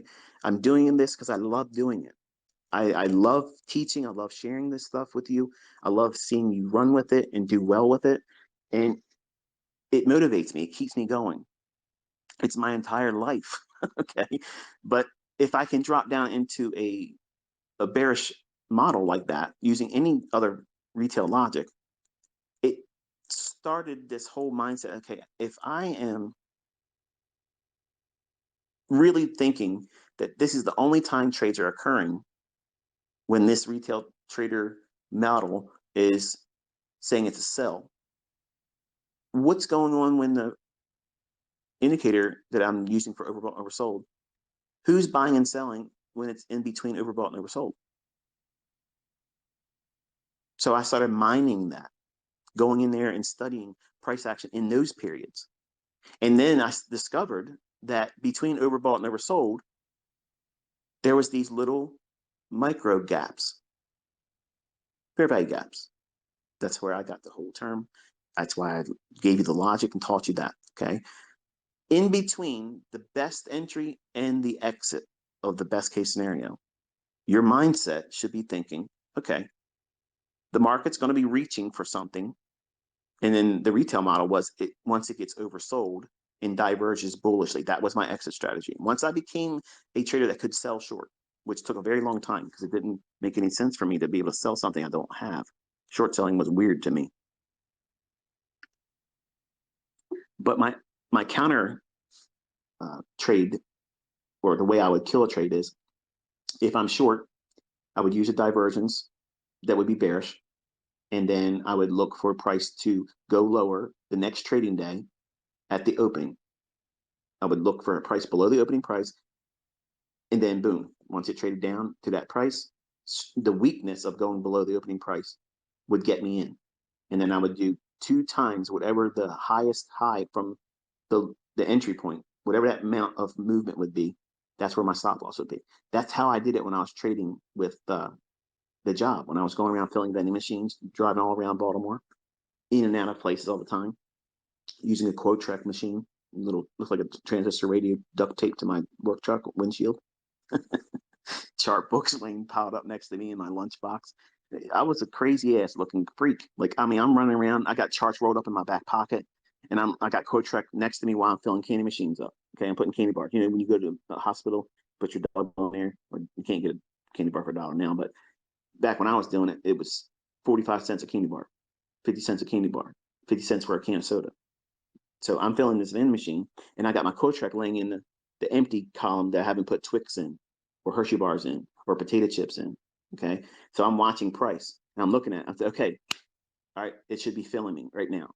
On my stop order, I should be short right now on soybeans. So you don't have to be in here watching real time data.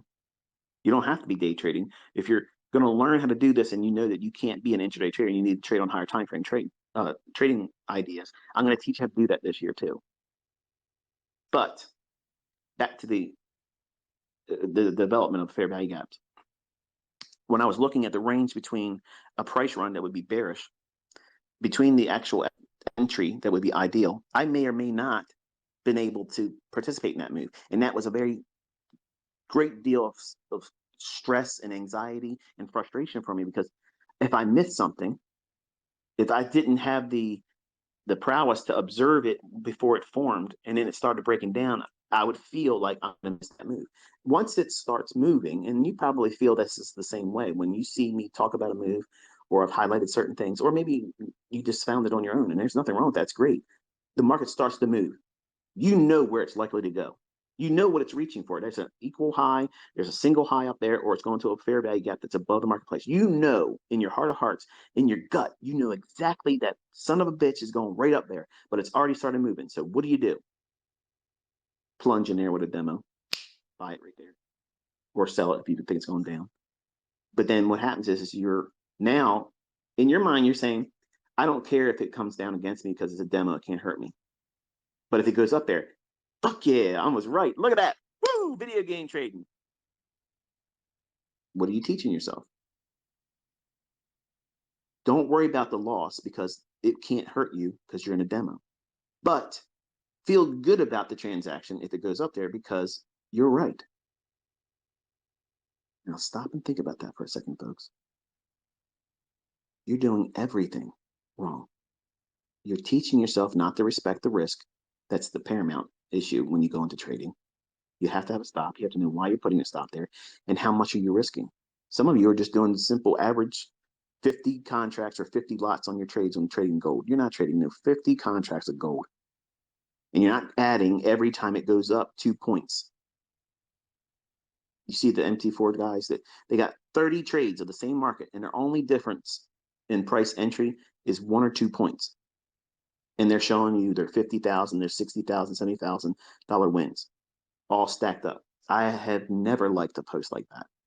You didn't take that trade. That's not a real trade. That's just you seeing what will happen if you did that. And you're getting drunk on math. And that's dumb.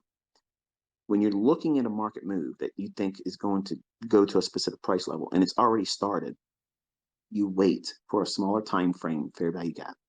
When it trades down into that, then you can engage it.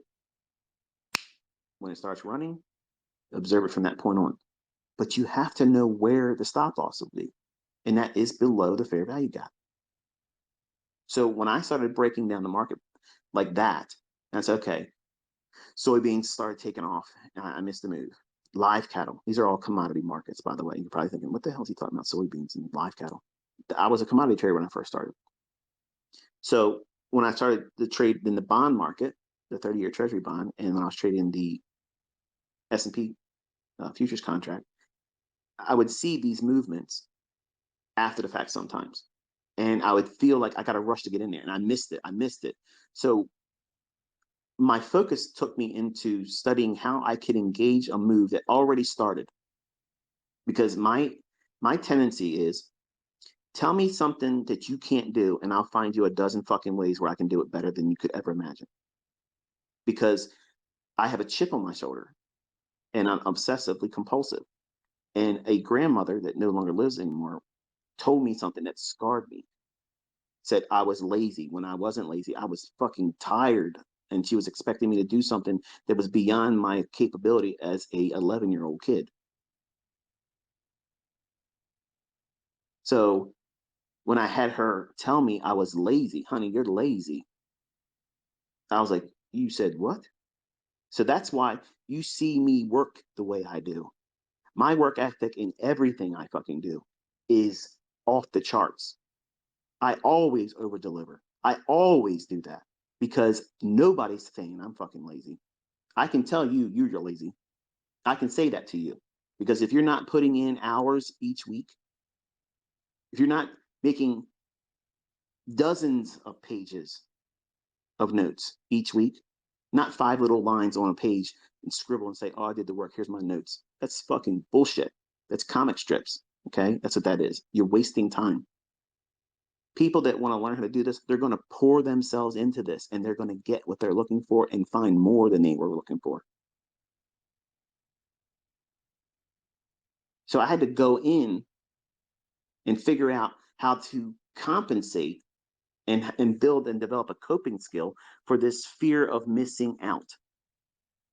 See, you have no idea what the fuck you're doing, but you want to go in there with a funded account or a live account and try to make something happen, ignoring the risks, not really understanding the detrimental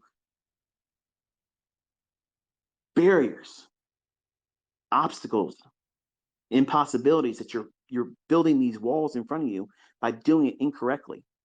They're going to weigh on you heavily, mentally. You're going to see them as they're just too much for me to get through because you're doing it wrong.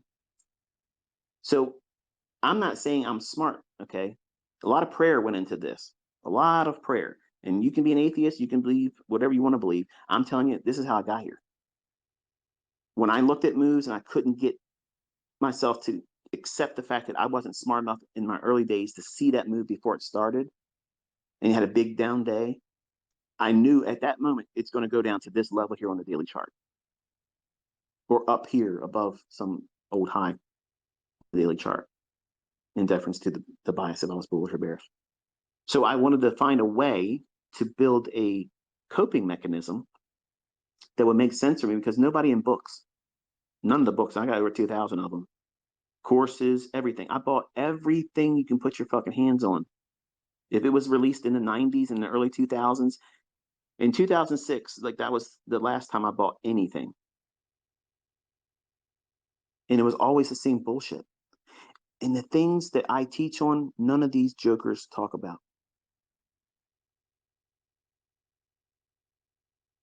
Precision elements, time, where to get in, why your stop loss should be where it's at. Everything you learn in retail is stop below the old swing low if you're long, stop above the old swing high if you're short. And it's all directly related to the percent of risk that you're willing to take as a trader, which is the universal 2%. Everything about that's wrong. Everything about that shit is wrong. And you're doing it thinking that you're going to be the exception to the rule. And then you can go on social media and say, I climbed a mountain. That's it. I'm putting my flag here at the top of the mountain. No one's ever done it like me. When you don't realize what you're learning is misinformation. You have so many factors against you doing that shit, but it doesn't feel that way because you bought the book. You paid for the book. You took the time to read that book. You have now joined a religious cult. You think I'm a cult leader. That's a cult. Retail theory is a cult. It keeps doing the wrong shit that you all keep sipping the Kool-Aid thinking you're going to be able to get something out of that. You're getting the same shit, the same bullshit everybody else gets. Losses, drawdown, blown accounts, and misery and regret because you are falling in love with a market in a potential experience to change the course of your life, but you can't make it work with the shit that you're trying to spend money on. The smart ones say, fuck this early and say, I can't do this. And they don't ever invest any more money in the retail stuff. And they just say that nobody's making money. And it's not true, but largely it's true. So I had to go in between the overbought and oversold conditions with my retail bullshit that I was trying to use. And I come up with ways how I could go in and engage. And then once I was made privy to how markets are really booked and met with real market makers, not Goldman Sachs people, okay? None of that shit. Not trade desk managers that are controlling the flow for their customer base. That's not a market maker. You're a dealer, okay? That's all you are. You are not making the price. You can engage and transact in that price feed at that very moment, but you are not fucking making the market. When you discover how all this shit is rigged and it's designed to do these certain things at certain times of the day to deliver a certain high or low, it changes everything. It changes everything. You quickly put aside the very shit that they're poisoning everybody else with. All the misinformation, all the bullshit. And you focus on the stuff that matters most. Where's the truth in all this stuff? If it's overbought, oversold, then that's what causes the market to go up and down. If it's supply and demand, and that causes the market to go up and down, then why the hell is it that that shit isn't making millionaires every single time someone sits down with it? Why aren't they all finding success? Why aren't they finding precision? They're not. Because it has a resemblance. It resembles something that they saw work in a book. And when I bought all these books and I bought all these courses and I subscribed and bowed my head down to all these gurus, I was a young man too. And I believe there's people out there that should have been worshipped, that should have been lifted up and held above everyone else. Heroes, titans. There is none. I'm not one of them. And your friend and family member on fucking social media that you think is growing to be into be some hero level shit. They're all people just like you and I. And the more they show the shit in hindsight and they can't teach it and prove that it can be transferable knowledge with precision based elements with time, then it's all just retail. And retail is just a catalyst. A good money manager can make money with retail. A good money manager can make money with a heads or tails flip of a coin. I didn't want to be like that. I wanted to be someone that knew exactly what the hell they're doing, why they're doing it. And if I am wrong, I'm okay with being wrong if I understand why I was wrong. But when I was using retail shit, it never made sense why my trade, when it would fail, I got stopped out. Why the fuck did this happen? The stochastics was coming down, the moving averages on all the time frames were going down. I had a fucking bear flag. Everything was going lower. And the people on CNBC, it was FNN back then, Financial News Network. Shit's different now. They were talking about, oh yeah, the market's gonna go, there's a bumper crop of soybeans, which means there's a lot more supply, so therefore the price shouldn't go higher. So I'm going short. I got everything in my favor, right? I got the fundamentals. There's a bumper crop. So that means a whole lot of soybeans are hitting the market. There's no reason for it to go up. And here I am, I'm going short. I'm in there. It's already diverged bearishly. It's moving down. All the moving averages are sloping down. Everything looks fucking great. I'm looking to make 50 cents on this move. And what the fuck happens? It goes up 18 fucking cents in the same day. Now, how do you rationalize a response to that that makes sense, that's palatable? You don't. You put your fucking fist through the fucking monitor like I did. Pick the fucking broken mechanism that was still resembling a monitor and throw it across the fucking room. That's how I coped with it. That's exactly how I coped with it. And I went through a lot of monitors, a lot of monitors like that. I wasn't prepared to have multiple monitors back then. I have a lot of monitors now, but if I didn't know how to trade, it would be very, very costly for me to have that coping skill today. So I had to go in and figure out why I'm doing what I'm doing. And if I'm wrong, I'm okay with being wrong because I understand I'm wrong. The market's right. I'm wrong. The market's right. So I have to do what? I have to align myself with the market, not align myself with the guru's logic. I got to align myself with an indicator. Fuck, I do. I don't need to do that. I need to align myself with the open, high, low, and close. That's what I'm aligning with. That's why my charts are naked. That's why I'm showing you only annotations to take your attention to a very specific element about a candle, a level, not a fucking zone. Okay. When I'm talking about a fair value gap, what levels am I talking about? The highest point of the fair value gap, the exact middle of the fair value gap, and the low of the fair value gap. That's three finite levels. It's not a zone. I'm not going out there and pulling one out of my ass and saying, well, we're going to do a supply zone here or a demand zone here. And where are you going to buy in that? Where are you going to sell in that? That's why it's a fallacy. It's all bullshit. It leaves enough subjectivity so that way they can always go back and say, look at this zone. Look how it reacted in this zone. Fuck that. I'm telling you a very specific level. Fuck everything else. Everything else is bullshit. I'm telling you exactly when these gaps should not fill. So that means what level should you be focusing on?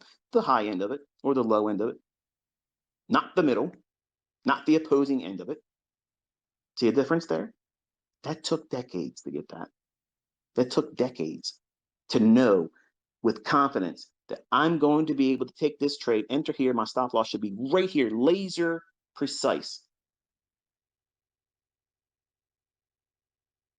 A lot of prayer and that still quiet voice taught me that. When nobody, not like what you're hearing here, a foul mouth, manic, I had nobody sitting next to me encourage me along. And I had to become a fiend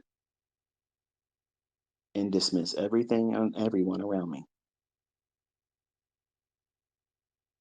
Relationships, friends, hobbies, all of that, I cast it aside. And all of my waking consciousness was poured into this. While driving a truck with my left foot laying up on the steering wheel, steering, while I'm eating a cup of fucking noodles, I'm looking at a chart book going across the Key Bridge. Is that safe? Nope. But I was dialed the fuck in. High winds could have pushed me into the Jersey wall part of the bridge, and it caused all kinds of accidents. That's how recklessly I was pouring myself into this all day long, all day long, sleeping sometimes 3 hours, maybe, and getting up and doing the same thing. On Saturday, driving down to Fayette Street to a nursing home to fill their vending machines from my car, my Eagle Talon TSI all-wheel drive white car. I've always preferred white. Go down there, service that. The whole time, the markets aren't trading, but I got chart books laying in front of me in the machines as I'm putting candy bars in there. I'm pouring myself into it. Maniac. That was how it was. And you have to have that same tenacity. You have to know that you're going to do this no matter what. Anybody that's around you that's telling you negative shit that you can't do this, you shouldn't do this, you're wasting your time. Fuck them. Fuck them. Fuck them. Because I'm going to tell you, every one of my fucking friends, when I first started doing this shit, they said, you're crazy. You're going to lose your ass. I lost my first account and second account and third account. I did. But you're listening to me now, aren't you? You're seeing all these other people that do what I'm teaching, and they're making money. You're seeing your charts paint just like how I taught you it would. My friends and family said I was going to fail. They said this was never going to work. I would never figure this out. It would always be a gamble. It would never be a way for you to be able to time the markets. You can't do it. I'm taking you live into 1 minute candles, and I'm telling you exactly what the fuck it's doing before it happens. Perfectly. I was not going to fail. I was not going to be talked out of this. I was not going to be influenced negatively to the point where I would admit failure and go and run off into my life and do whatever the fuck I was going to be doing. Fuck that. I have lived this. November 5th, 1992, 9 p.m. on a Thursday night in Chase, Maryland. That's where I was. When Inner Circle Trader was born, that's the birthday. I came into this world on August 8th, 1972. 7:11 p.m. That was my actual birth date. But Inner Circle Trader was born November 5th, 1992, at 9 p.m. on a Thursday evening in the family room of my aunt and uncle's house that I was paying room and board $50 a week.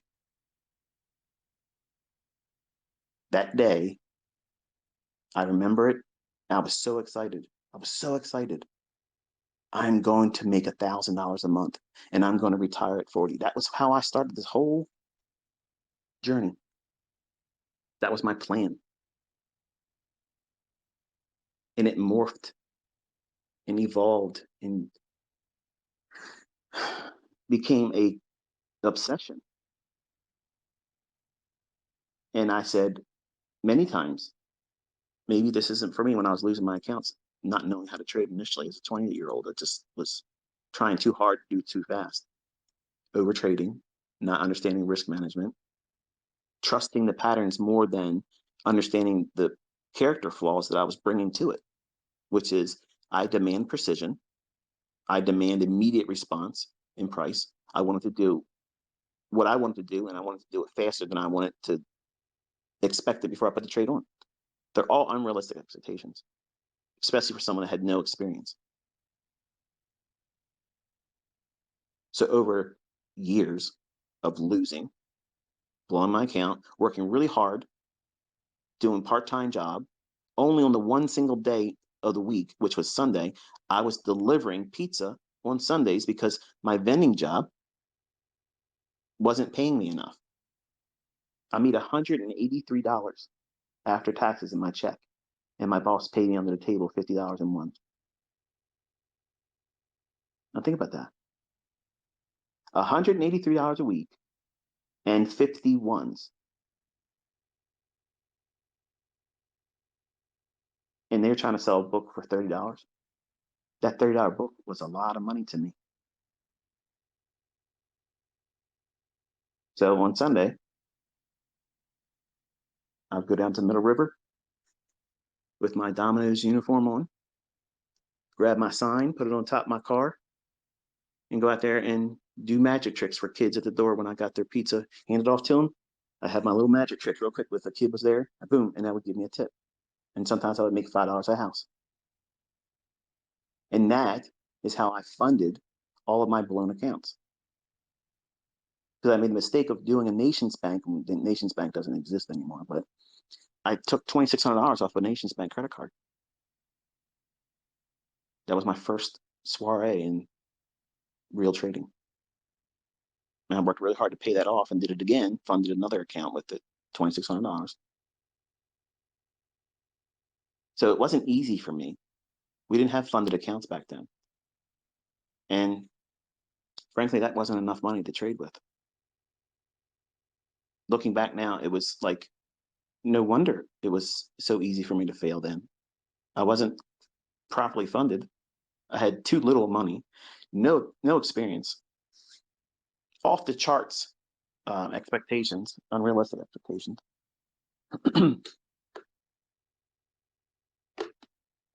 Yeah, I know some of you are thinking, this is supposed to be a short one. Well, you know what happens when I say it. You love it. Don't fucking act like you don't. But I had to pour into these areas that were weaknesses for me, because they would be periods of where it would invite impulsiveness. When a move starts happening, then I can see right away what it's going to do. My mind would feel like I got to go out there and just do something. I got to chase it right now. And the times I did it would hurt me. So I would study and study and study, and I would see these reoccurring things where these three candles all the time kept popping up. There was always this thing in between the middle of the moves, the real move, the highest high and the lowest low of a price run. If you start looking at your old data, and anytime a price run does that, find the 70% and the 30% range. In that range, you're going to see one or two fair value gaps.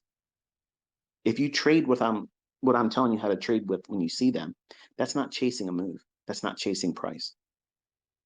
You're engaging in something that's going to deliver on a larger scale, on a higher time frame price run. And then when I slowly transitioned out of trying to pick the high for going short and pick the low for going long, it was very liberating for me because I demanded precision, and I hadn't grown into that yet. I grew into that over years of doing it. But I found the confidence and the ability to stay with it by trading the stuff in the middle of the moves, that meat on the bone. Now I can strip a bone end to end and get every little piece out of it because I'm nuts with this. But you can't look at what I'm doing now and think that's realistic, because that's the same shit I fell victim to when I first started.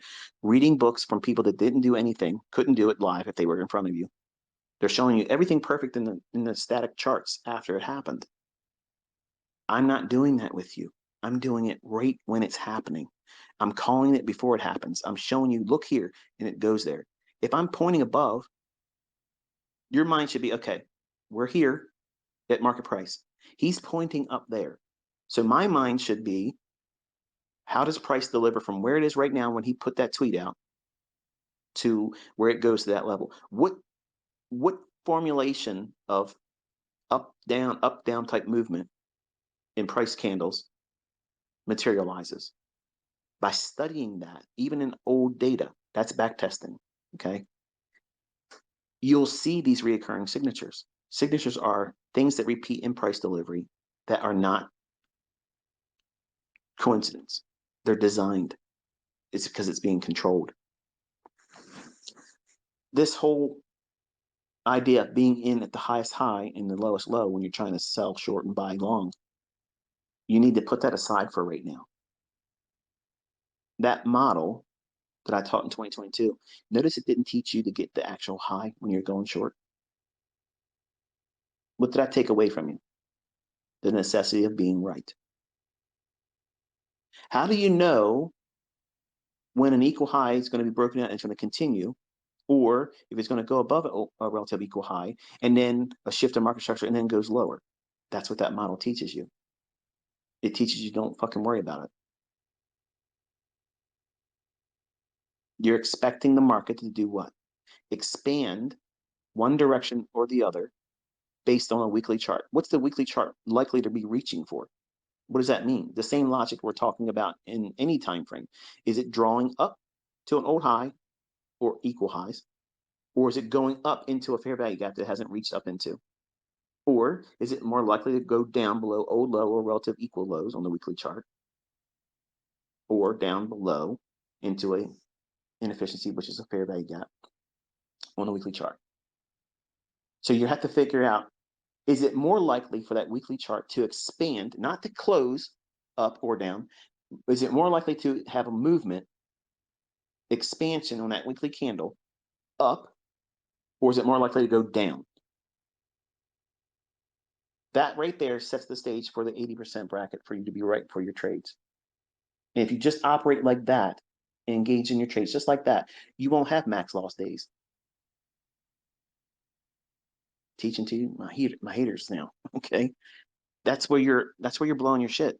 When you're doing your live streams and you're blown out, you're going against that. And if you just would put your ego aside and just listen to me, you don't have to rep me. Just listen. Fix it. Leave a better legacy for your kids. Once you identify that weekly bias on the weekly chart, is it more likely to have a big move up or a big move down? And it can only happen as small as one session. Like the big move for the week can happen just in the morning session of one day. And that creates that movement or expansion in the weekly chart. And it's done. You've fulfilled your bias for that week. But when folks hear me talk about this, they think when I'm talking about the weekly chart, I'm trying to predict the closing price of the weekly candle. That's not what I'm doing. I'm just looking for factors that would lend well to determining whether or not that weekly candle that we're forming right now or about to start later tonight for a new week, is it likely to expand up or is it likely to expand down? That right there is your 80% threshold that will give you the biggest edge in deciding on how you're going to trade going into the new week. But what if I'm wrong? Okay, but what if you're right and you follow the logic? It will reward you for being diligent about following the rules. If you're wrong, it won't matter because that doesn't mean it fails. It just means that transaction, your opinion about what you thought you were going to see in the market didn't pan out that instant, that time, that interval, that transaction, just like a flat tire going to work, just like a cake you left in the oven just a little too long, just like when you're in the drive-through, you're waiting 15 cars deep. You get up there, pay your shit, up the road you go. Oh, shit. They didn't give me my french fries. I'm already half home. Fuck it. Inconvenience. You lost something. You gonna go back and eat there again? Sure as fucking right you are. You absolutely are. But you're not gonna do what? You're not gonna turn that fucking car around, waste the gas and time, go right back through there just to get your fucking french fry. You're not doing that. So what do? You eat it. That's just an inconvenience. That's the life. That's life. And this generation doesn't get taught to accept those types of things. And you're all coming into this with this millennial mindset and you're all going nuts because you can't have it your fucking way here. You got to align yourself with this. This market runs the show. And you have to align yourself with this expectation that's realistic. And it has to be uniquely yours. It can't be just because I say so, not because I'm interested in that marker or that specific setup. I have lots of setups. And I might not be watching a chart at the time that you say, oh, well, why didn't ICT look at this fair value gap? Or why didn't he consider this down close candle as an overbought? I'm not looking at that setup like you're looking at it. Don't be discouraged by that because that might be the very model that is yours. And it just didn't give you a setup then. What does that mean? It didn't give you a fucking setup then. Can't lose money on that one, right? But it moved. So fucking what? Bitcoin went up too. I ain't it. I don't give a fuck. I don't care. I know I'm going to catch moves this week in ES. I know I'm going to. Can you guarantee that you're going to make moves in Bitcoin? Crickets. So you're all hoping it's a moon run. I don't need a moon run. You don't need a moon run. You need consistently delivered setups every week, not a hope and a prayer. So between the moves, the highest entry point and the lowest entry point, using retail logic, my mindset went to the middle of the move. That's the meat. That's the biggest portion. The longest duration of price movement is in the middle, between the highest high and the lowest low. In any price run, any time frame, study it. And when you see that fair value gap in there, study it. How many times does it close that gap entirely and fill it in? How many times does it just go halfway? How many times does it just go in it just a little bit for institutional order flow entry drill and then continue on? And how many, here's the main thing. How many times does it go beyond the fair value gap that would stop you out if you were in line with that move? See, I've taught you how to focus on where the market's likely to go. If you got consistent with that, the next stage of your development is where should you place a stop that is reasonable in terms of risk and range that is a repeating process that doesn't deviate much. In short, where do you place your stop that allows you to put a low risk stop loss on, but you won't fear it being stopped out? But if it does get you stopped out, you don't care because you're probably dead wrong about the whole idea and you would want to be out there anyway. Notice that is starkly different from that of a retail book that'll say, if you're going long, just go back to the old swing low and put your stop loss down here. You know, I have so many books that talk that bullshit. If you do that, like if you're trading high grade copper, okay, high grade copper, every cent move and it's $250 per cent move. That's like equivalent to having 5 minis on the S&P. That's what it's equivalent to. So if I'm looking at the chart and the example they're saying, you have to do this. I got to have a $2,000 stop per contract. Go fuck yourself, man. I'm not taking that trade. But now I could look at that same setup, break that bitch down, go into a lower time frame, wait for a market structure shift using 2020 model, wait for it to come back down to a fair value gap, trade that, put a stop loss below the fair value gap, and I'll use probably less than half of 1 cent move as a stop loss. See the difference there? Wisdom, understanding. But none of the fucking books ever taught this. But it created and presented problems for me that I struggled with because I'm obsessively compulsive. So anytime an author admitted a weakness, they were treasures for me because well, not so much treasures, but they were treasure hunts. Because if you're telling me you can't do something, tell me you can't do something. I have respect for the fact that you're being honest about that. But I also used it as a pursuit to overcome you. You're my teacher because I bought your fucking book, I bought your course, but I'm going to lap you. I'm going to take whatever you have that works and I'm going to turn it up tenfold and I'm going to make it superhuman. Because if it works, I know how to multiply that. And I'm not talking about over leveraging multiple contract sizes or lots. If we're talking about Forex, I'm talking about conceptually refining it down to a science. When I was going through school, my whole idea was to become a computer science major and be an information systems manager, where I wanted to be a systems analyst. I wanted the programmers to work for me. I would tell them what I wanted them to do. Code it this way. I want this as the outcome. We learned COBOL. Okay. It's not as active anymore. We had CICS. When I was learning computer programming, we were using mainframe. Okay. The big reel-to-reel shit. Yeah. And C+ was just becoming a thing. Just becoming a thing. So today we have all kinds of languages that I couldn't even sit down and even begin to know. Like I just don't know. And I haven't done it for so long. And anything for coding, like when I have like easy language stuff for like TradeStation, I have a friend, Logan, he does all that coding for me. He's done it for years for me. And I tell him, this is what I want this to do. This is what I want this to do. I want this to do this. I don't want it to do this when this does this. And there it was.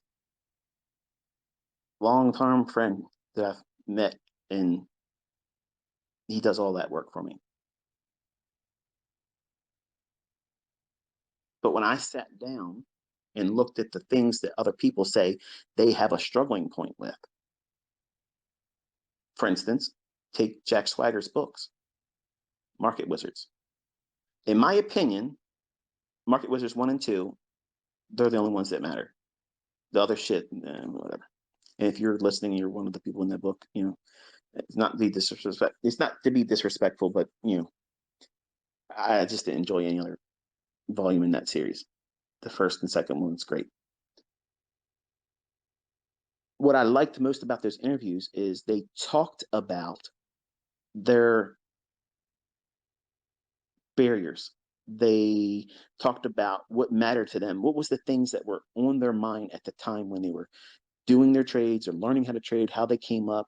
You know, they didn't talk about what Jack was trying to do most of the time. I'm sure he probably cut most of the shit that they talked about in their interviews out.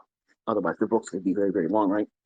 But the things of importance to me would have been hearing how they dealt with certain struggles and what they did with it.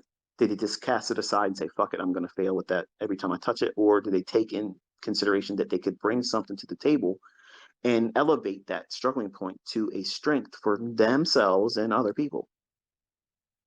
Remember, I'm that guy at 11 years old was told by their grandmother, "You're lazy, honey. You're lazy." I'm not fucking lazy.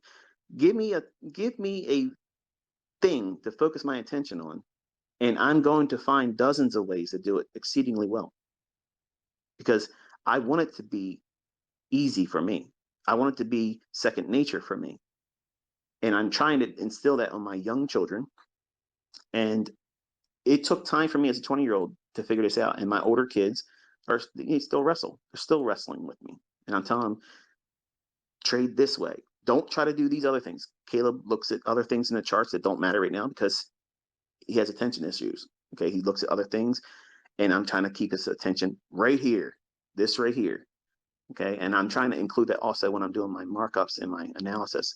When I'm looking at the chart, I'm trying to highlight the actual portion of the fractal I'm only focused in.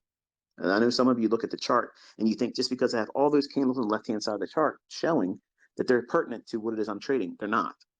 There is a segment of price action I'm working within, and it's the dealing range. I'm either looking for that range to be broken to the upside and targeting external range liquidity, or I'm looking for it to trade into a range above or below the existing range it's created. So that's all trading is. That's all it is, folks. And you're trying to make things much more complicated, and you accuse me of complicating things. I'm not. But the problem is many of you want to go through a 5-minute video and me explain everything in 5 minutes, and you can't do that. No one can. No one can. There's so many things I've already covered in this discussion here that you probably never considered. Like, shit, I never really thought about that. Right. And others in here probably listening to saying, this is bullshit.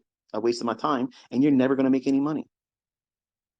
I'm promising you're not going to make any money because you're coming in with this same expectation that I had when I was 20. I want it easy. I want it spelled out exactly like this. I want an ABC 1, 2, 3 method that I know will work all the time.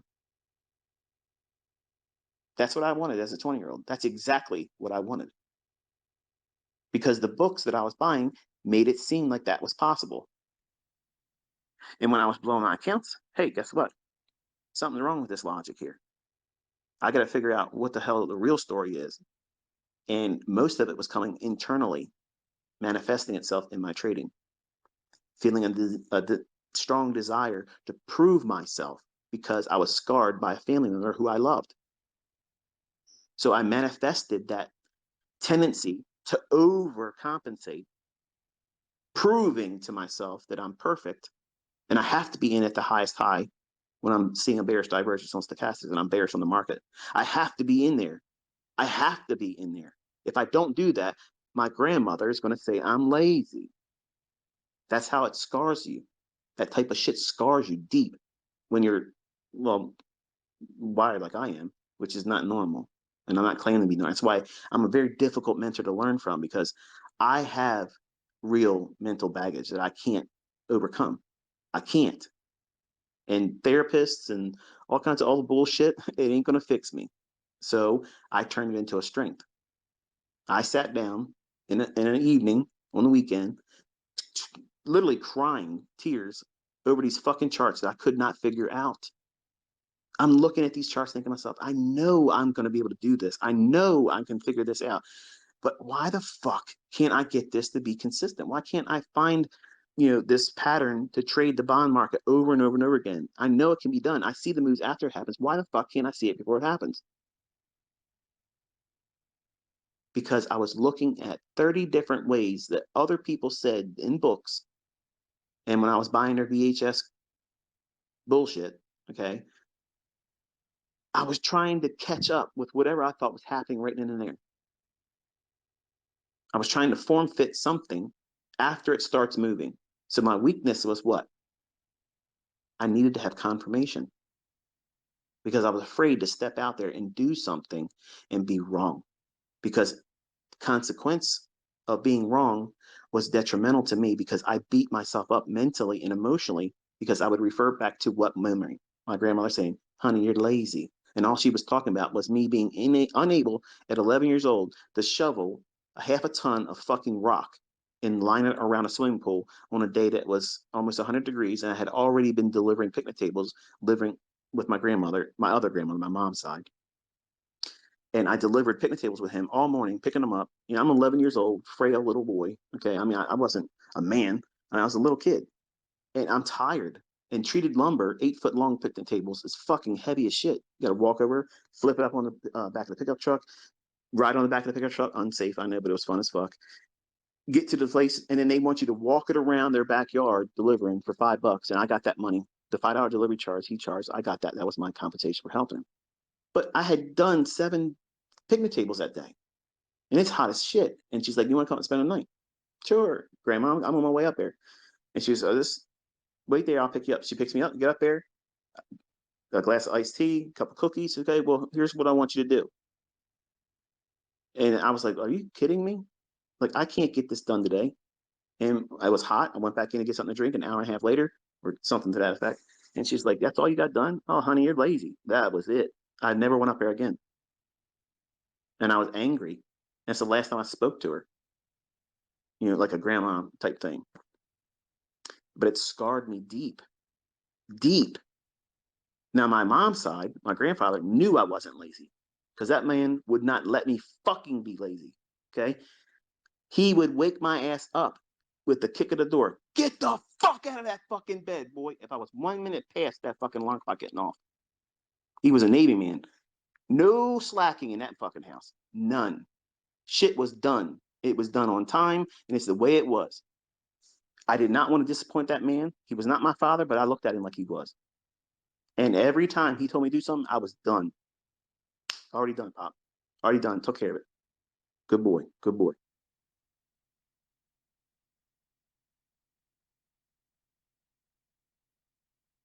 That's why I tell you, I wish he could see me now. I know my grandmother is in heaven. And if she can hear me, I know she probably regrets saying what she said, but I'm glad she said it because it motivated me like a motherfucker.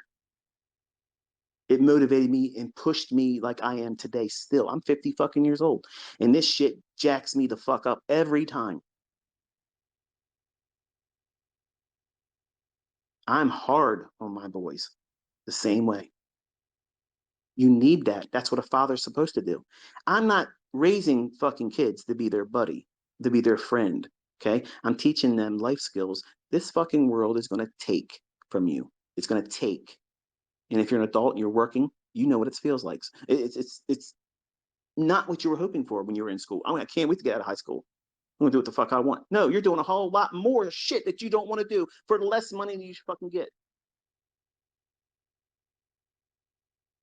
It's a lie. The American dream is a fucking lie. So you got to do something other than the American dream. You got to find your own way of doing it, your own business. You formulate your own approach to doing shit outside the lines they've colored for all of us to be within. Fuck that shit. So laziness is not where I am. I've not been lazy since I was 11 years old. I've worked all the time. And every time I put my hands to anything with the market, the, the end result, the destination is excellence. That's what I'm aiming for. That's terminus, excellence. And if you ain't doing that when you're doing this, studying and trying to learn and working towards it, you ain't gonna make it. So you got to change your mindset and your outlook on how you're going to approach learning, who you're going to learn from. Is it a constant bunch of bullshit, nonsense, and drama? Or are you learning from somebody that's taking you into a chart saying, this is what the science behind this is? This is when it should do this.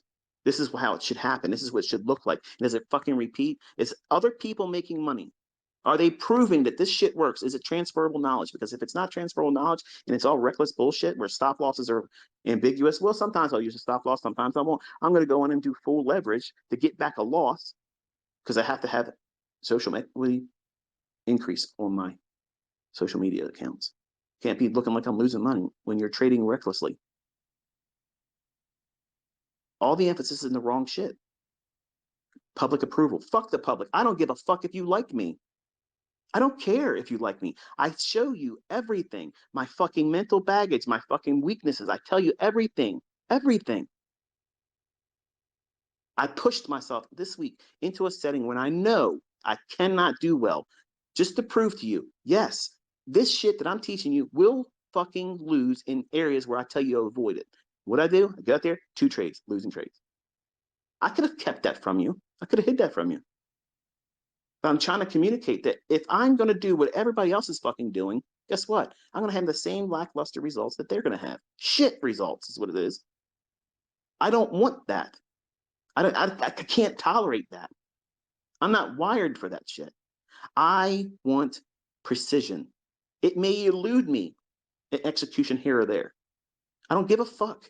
I'm aiming in the right direction. I'm aiming for excellence. I'm going to hit it every fucking time. Every time. Perfection, might miss the bullseye on that one. But excellence, that's where the fuck I reside. I live there. And you need to change your fucking address. You need to reside in Excellenceville. Okay? Right now, you're hanging around people on social media. These motherfuckers don't know how to do anything.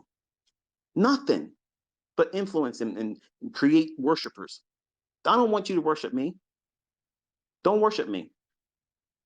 Put your fucking sleeves rolled up, show up, take notes, learn. At the end of the year, you're going to be a different fucking person. Period. That's just the way it is. If you put in the time and do exactly what I tell you to do and avoid all the other shit, you will be able to do this.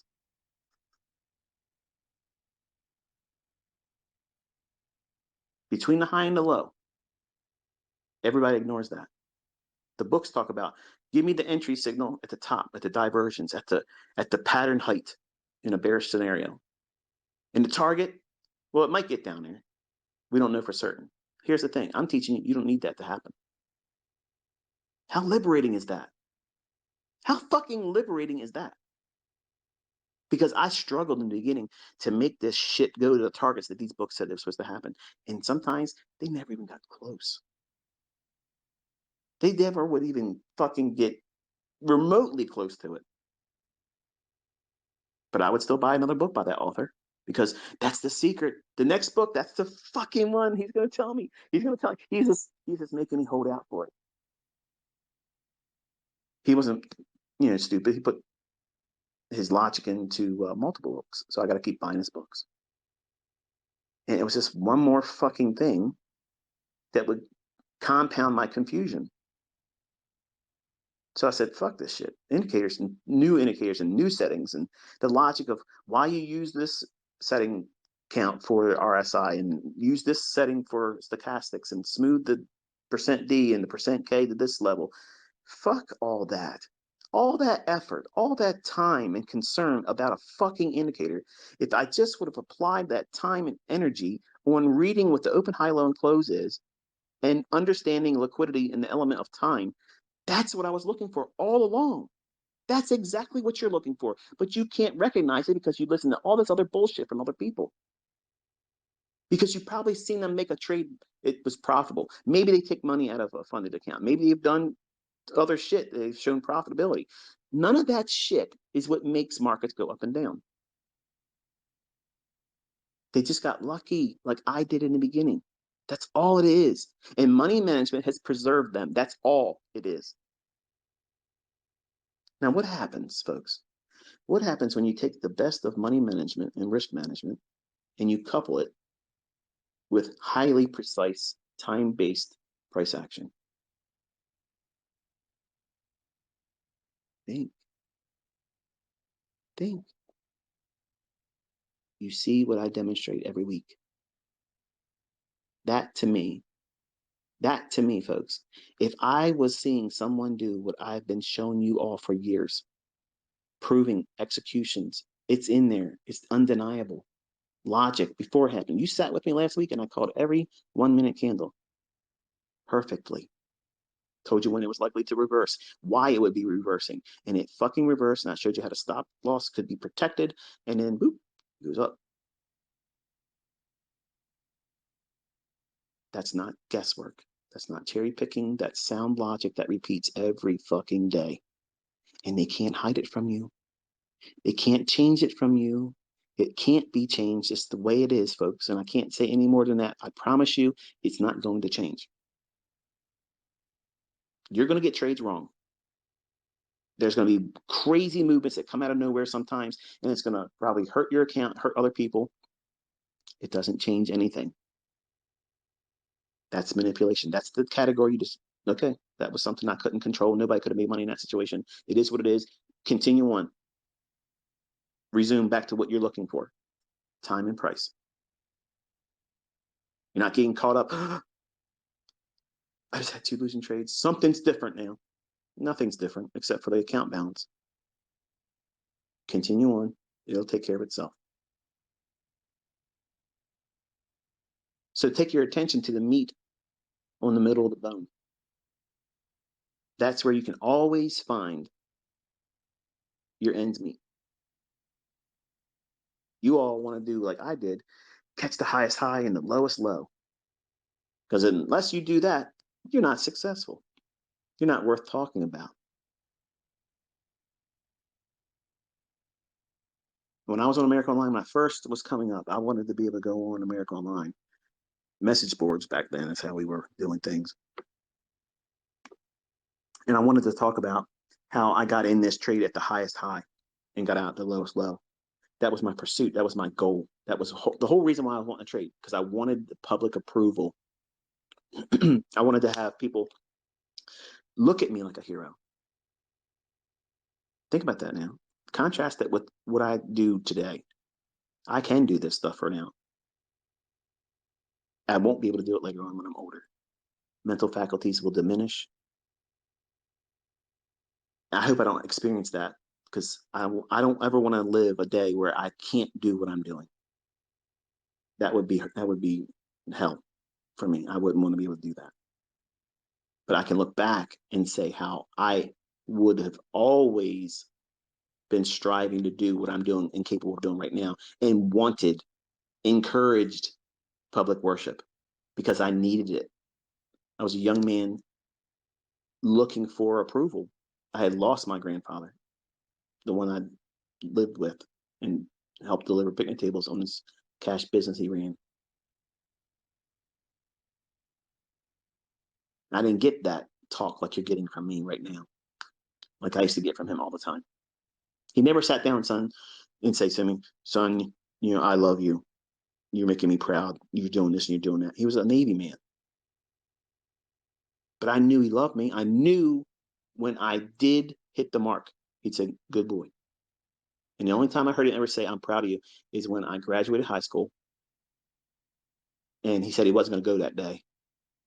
And I was sitting up on the bleachers and I saw his green pickup truck pull in the parking lot. And he walked in, leaned in the doorway, watched me walk across, and got in his truck and drove away. 2 days I waited for him to say something about how he saw me go across the stage to get my diploma. I said, I saw you at the back of the stadium. I'm proud of you, boy.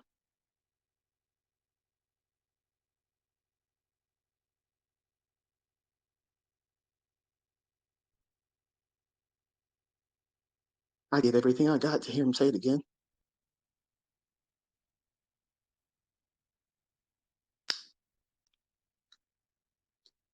He was a hard man to be under, but I miss him. And I know learning from me isn't easy, but it works. It works, and other people out there that are putting the work behind it, they're seeing the results. And you will too. And they're all going to come to you at a different time schedule. How long is it going to take? I don't know. Some of you might go through this with me in 4 months. Something clicks. And all of a sudden you're like, oh shit, I see it. I see what I'm supposed to be looking for. That's mine. This is my model. And that feeling, that fucking confidence, that fucking dialed in moment, you know exactly because you don't know shit right now. None of you do. None of you know what the fuck you're doing. None of you know what you're looking for. But when you finally do Nothing I'm ever going to say, anybody else is going to say, is ever going to distract you. This is the thing that you're going in there looking for each time. And it's the same fucking shit repeating all the time. That's your model. You're not going to be influenced by how much money I make, how much the other students are making. That's their setup. That's their model. That's not yours. And guess what? There's lots of models, and they all could be operating in the same direction or the opposite direction, and it's all right. It sounds like it can't be possible, but it's true. It's absolutely fucking true.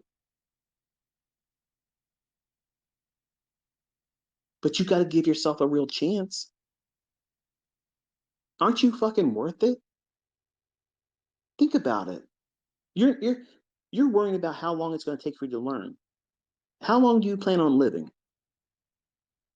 How do you want those years alive to be lived? Aren't you worth 2023? Aren't you worth putting in the effort that you see other people outside of me literally making real fucking money? You think that you or anybody else is going to convince them that they wasted their time? No. Just like no one's going to be able to convince you when you start doing it that you've wasted your time. You're going to wish that you started sooner. You're going to wish that you would have found this shit years ago. Like every one of my successful students, once they fucking taste it and see, once they deal with it themselves and they can find it without me pointing to it, they all say the same thing. I wish I would have known this long ago. And it's always before they started trading. Because they all did what I did and everybody else has done too. They dabbled in bullshit. And the only thing happens when you mess around with shit, you get your hands dirty and it stinks. Nothing comes out good when you mess around with bullshit. Nothing. You bring bullshit into the conversation, you bring bullshit into the learning process, you're going to get shit at the end. No matter how you slice it, this is the way it is. You cannot polish a turd. That's the bottom line. And retail bullshit is just that. It puts your mindset on the wrong things. You focus on the wrong stupid shit instead of the principles that make you consistent. Where's the market going next? Not here's an entry strategy. Why the fuck should I be taking that entry? What's the catalyst, the rhyme and reason why the market should be even going up? Fuck your harmonic pattern targets. I don't give a shit about that. Why should it go up there? Not because there's an overlapping of Fibonacci and bullshit. Elliott wave counts are adding up to this and that, and it's a supply demand zone. No, no, no, no, no. Who's getting their ass handed to them next? That's what the market's doing. Okay. It's going on a schedule when volume comes into the marketplace. Who's making money right now and who feels the safest? That's what's getting banged next. This is a carnivorous endeavor, folks. You vegans out here, you want to come in here and pretend like everything is love and peace. This is fucking war. It's fucking war. If you're on the other side of my trade and I win, I don't feel bad for you. I don't feel compassion for you. You knew what the risks were when you signed up and you opened your account. That's what the fine print says. You're going to likely lose your fucking money. And you're going to lose it to people that know what they're doing. Me and my students. It's a tuition. Everybody pays it. Everybody pays it. And there's a membership fee that every year you have to pay that too. That's drawdown. Everybody has it. But to be a card carrying member of this club, you got to know what the fuck you're doing. An image has nothing to do with it. Listen, folks. A demo. I got almost half a million people and 200,000 people now on Twitter listen to me blue about shit like this. And 99% of it's been done on a demo. Why? Why are you listening to me? Because you see it working still. You can appreciate the fact that I am not a licensed financial advisor. So I'm not going to put you in live trades. I'm not going to put you in front of an audience of other folks that are watching me do it with a live account because I'm not going to entice you to do that. I'm not going to represent a broker. I'm not going to tell you to go with a broker. I'm not an introducing broker. I'm not going to go with a funding account. I'm not going to do any of those things. I stay in a gray area that keeps me absolutely 100% safe. And I don't give a fuck. who doesn't like the fact that I'm not doing it in a live account in front of you. I'm not obligated to do that shit. Nobody is. I don't give a fuck what your opinion is, but you ain't going to do anything better than me. And some of you have seen proof. You don't need live account. You don't need anything else. You know what you found right now, the resource that you tapped into here ain't costing you no fucking money, is building you up. I'm encouraging you to stick with it, because if you do, time will do its work. But you got to keep showing up. You got to keep doing that part and give yourself the chance. Really give yourself the chance. How would you feel if your relationship, the person you were with, said, listen, you're going to have to make all my fucking dreams come true in 120 days, or I'm not staying with you? Or you're in a relationship right now and they come out and say, hey, look, listen, you got to make all my fantasies and all my wild wants and desires to come to pass in this relationship in the next 20 days, or I'm leaving you. Is that a fair request? Is that a reasonable request? Fuck no. No way. I am coming to you every week and I'm pouring myself into you. You may not think that you're worth it yet, but I do, because I know what you're capable of when you can't even see it in yourself yet. I was that 11-year-old boy at 20, needing what I'm trying to be for you. I know what you're looking for. I know exactly what it is. But I'm also smart enough to know that everything that I know isn't going to work for every one of you. You only need one piece of it. The piece that everybody needs to know, though, is how to read the tape, how to understand what price is going to do. Why should these markets go up to this level? Why should it go down to this level? When should it do it? And if it is really there and that market's likely to deliver to a specific level above or below, where is it that you can capitalize on that move and manage risk and not get stopped out? Or if you do get stopped out, is there a way to get back in and not be over leveraging or pushing it? I'm going to teach you that as well this year. Everything that a trader would want to know, that's what you're going to get from me. You're going to see it on live charts.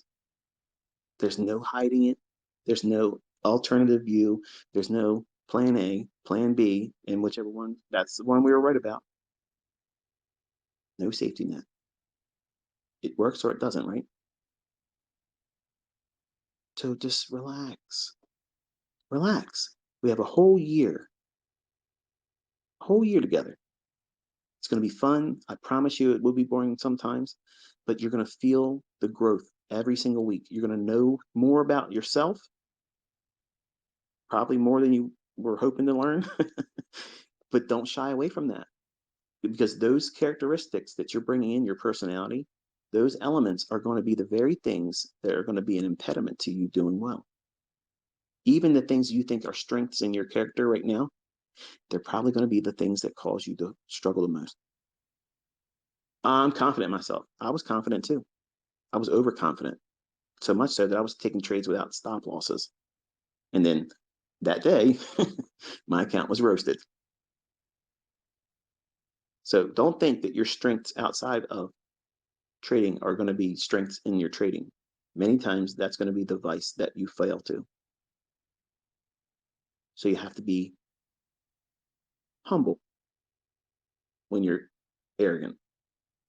And you have to be confident when you are less than confident in your life outside of trading. You have to turn everything upside down here. Everything has to be on upside down. Everything that you think works doesn't. The things that lead to profitability doesn't. The things that don't readily appear as profitable, that's what we do. When you take a long trade, you put your stop loss below the most recent swing low. Okay. That logic that you think as a retail trader protecting you, that insurance policy, we target that. That's our premise here. We cannibalize those that feel safe. When they put their walls up on their chart, they think that's a fortress protecting them. Like that swing low is going to keep price at bay. When we storm that wall, tear through it, we take their money, we take their trade, we take their liquidity. And in some instances, we take their hope. I don't feel bad for that. I grew out of that. You'll grow out of that too. Everybody in the marketplace is at war with everyone else. This is not a team. All I'm doing is creating warriors. You're all learning how to do combat in these charts. But don't lose sight. Because if you are foolish enough to take something on the opposite end of my trade and I can take your money, I'm doing it gladly with no remorse. None. That's how this business operates. And it creates a conundrum for some folks. This is unethical. This is not Christian. This is not what a good person would do. Well, we're given resources. And if we don't maximize those resources, we're being wasteful. And you are learning a skill set. You're learning a mindset. You're learning a process and processes to be able to go in confidently and engage. It does not mean an absolute guarantee that you're going to be profitable without any losing trades or transactions. You're going to. I'm promising you that's going to happen. I'm guaranteeing you that you're going to lose on some of these transactions. It does not, and it should not diminish your belief in the idea that the market's booked like this. It just means that you brought human frailty into the equation and you did it wrong. That's how we look at every single loss. Guess what that teaches? Personal responsibility versus, oh, this fucking harmonic pattern. Oh, this so-and-so setup failed me. No. You got stopped out. Who got stopped out? You fucking got stopped out. The trade is unaware. You can't personify the setup. You got to take the root cause back to the operator, the person that pushed the button. Your broker didn't do that. Your spouse didn't do that. Your coworkers didn't do that. I sure as fuck didn't do it. So personal responsibility is yours. You own that. And that's a good thing. That's a strength. Because guess what that teaches you? You can climb out of all of that losing. No matter how long it takes you, drawdown is going to always manifest itself. But the length of time in drawdown will reduce over time. In the beginning, when you're learning how to do this, you'll have periods of drawdown. It takes a little bit more time to come out of that. And over time, you're going to see that managing risk properly, drawdown is unavoidable. You're going to have losing trades. You're going to be human. You're going to do something wrong. You're going to have a case of the ass because your spouse, your girlfriend, your boyfriend, your boss, you just don't feel good. You want to have a feel good moment. You're going to break the fucking rules. The sign says don't step on the grass, and you're going to walk on the fucking grass. You're going to do things what humans do all the time. They fuck up. You're going to put a trade on knowing damn well you shouldn't have done it. And you're going to fucking regret it. Guess what? That's human. You're going to think you're going to be able to outperform your system, and you're going to fuck up, and that's human. Whose responsibility is it? Yours. Who can you blame? No one.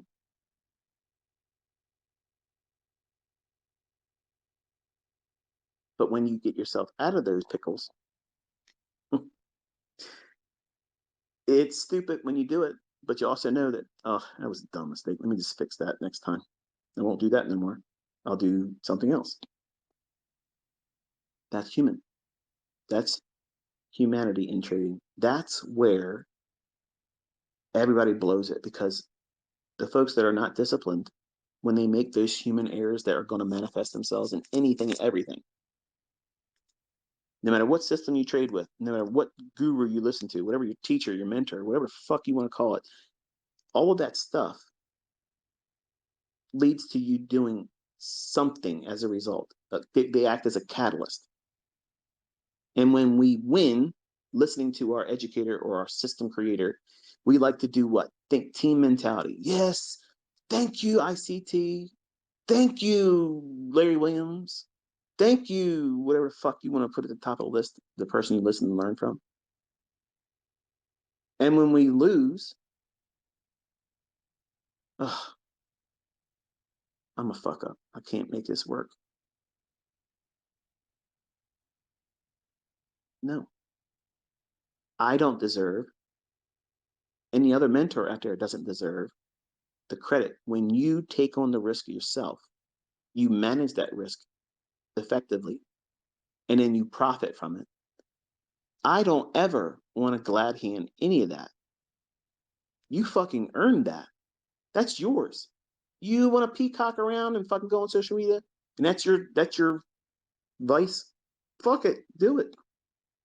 I don't think that should be the deciding factor for why you are trading, which is most of what the young guys are doing today. But you earned that shit. Peacock around like a motherfucker. Nick Jagger, your shit. You got the moves. Move them. Show it to everybody. Who gives a fuck? I'd love to see it. I'm not going to say high five. Yeah, you owe it all to me. Fuck that shit. You took on all the risk. You did the work. I don't deserve, and the mentors out there don't fucking deserve the worship. Stop doing that shit. You did it yourself. You fucking earned it. You did it. So no one fucking cosigns your success. You own that. But there's a flip side to that coin. When you fuck up, you do not fault your mentor, your teacher, your friends and your fucking neighbors in your Discord channel, your Telegram channel, your Facebook group, or your Twitter group. You own it. And that, my friends and neighbors, is very, very painful. Because we all want the insurance policy to be able to say, well, when I lost money, it's that motherfucker's fault. He didn't talk about that in the video. He never said this in his fucking mentorship. He never told me when I should have got out of that trade. He knew damn well it was going to do this. And he'd say nothing in his Twitter feed. You all want the insurance policy to be able to say, if I lose money, I can always just fault that guy, that person, that system, that approach, that service. When none of that puts your ass in the trade, but you need to be able to be responsible with your own actions. And this generation is not being taught responsibility at all. And that's unfortunate because that's the number one reason why they don't like me, because I'm telling them continuously in boring conversations that don't feel comfortable listening to. But guess what? Trading is fucking war. It's war. It's not a fucking video game, folks. It's not. It's just going to fucking take your ass and grind it to bits if you let it. So you have to prepare yourself mentally, emotionally, psychologically, that you're going to wrestle with yourself a lot. And some of you are going to get this guilty conscience that I got to tell ICT, thank you, or I'm going to be jinxed if I don't say thank you ICT because I made money. I'm going to be jinxed. I'm not going to be able to be successful. Stop fucking worshiping. You did something, share it. I love it. I'm not high five, man. You owe to me. You don't owe shit to me. You didn't pay me. I'm here because I want to fucking be here. But I want to see what you do. I want to see it. Not just the good. I want to see the bad because I want to see how you learn from that shit. I was reading a young lady in the Twitter feed. She said something to the fact that she made a mistake or whatever. And I said, learn from it. Forgive yourself and learn from it. Because in the beginning, I didn't forgive myself. I began to hate myself. And the more hatred I had because I couldn't do it fast enough, it began to manifest itself. And when I would make money, I would become an arrogant prick.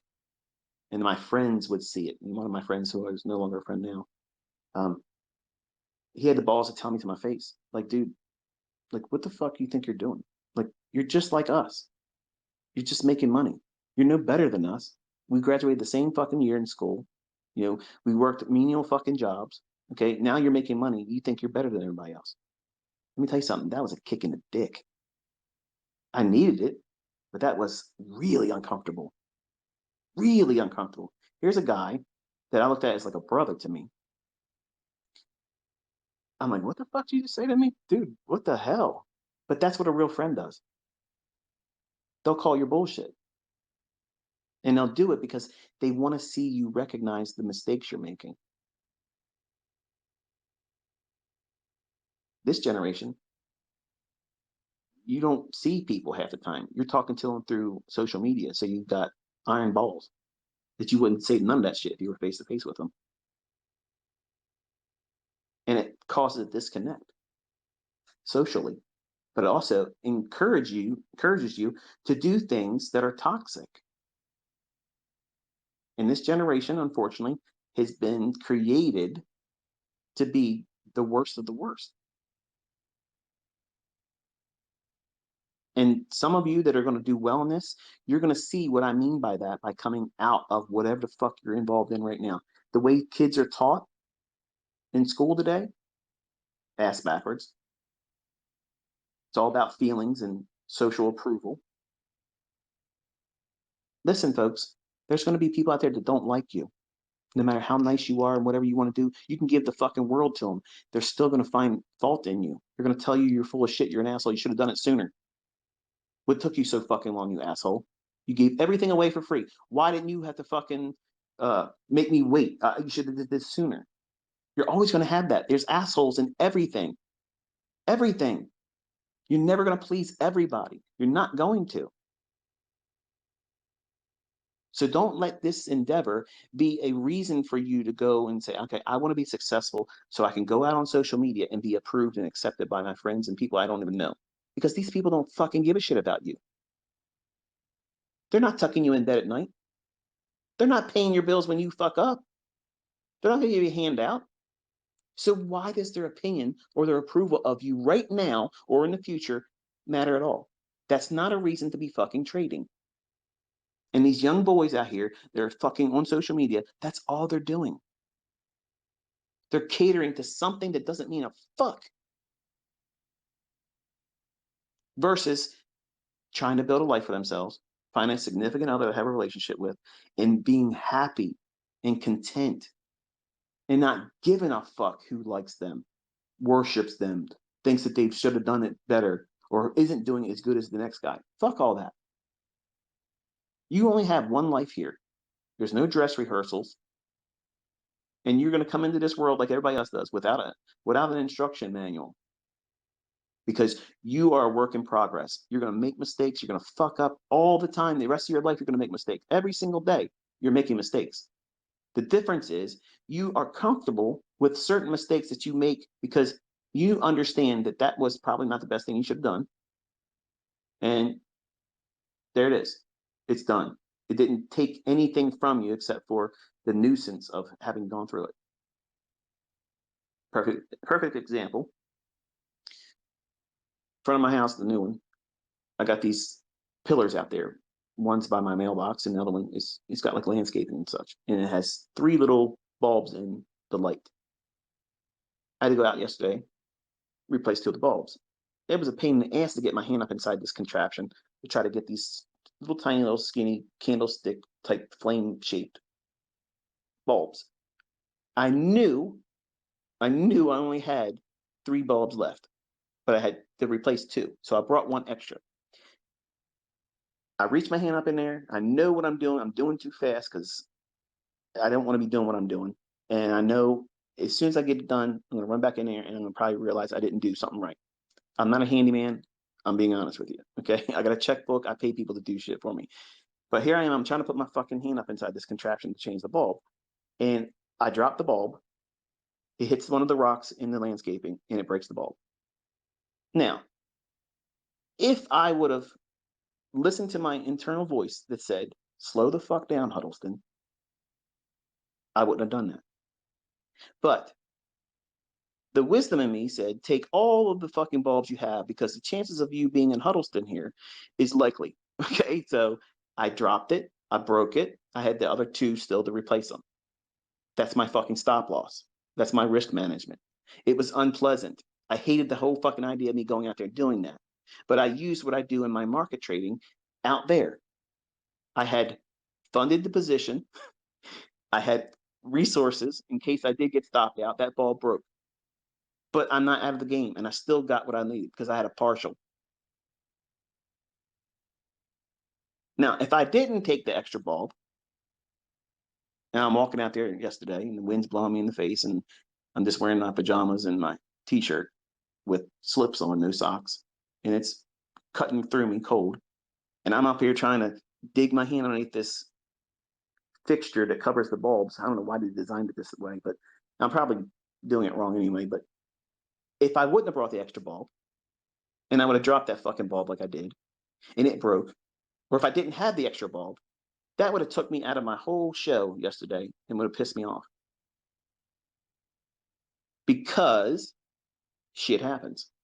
But I didn't have the resources or the mindset to deal with it appropriately. But because I know chances are I'm going to walk out there, I'm going to be rushing because I'm not taking the time to put the jacket on because I want to walk on the ground that says don't walk on the grass.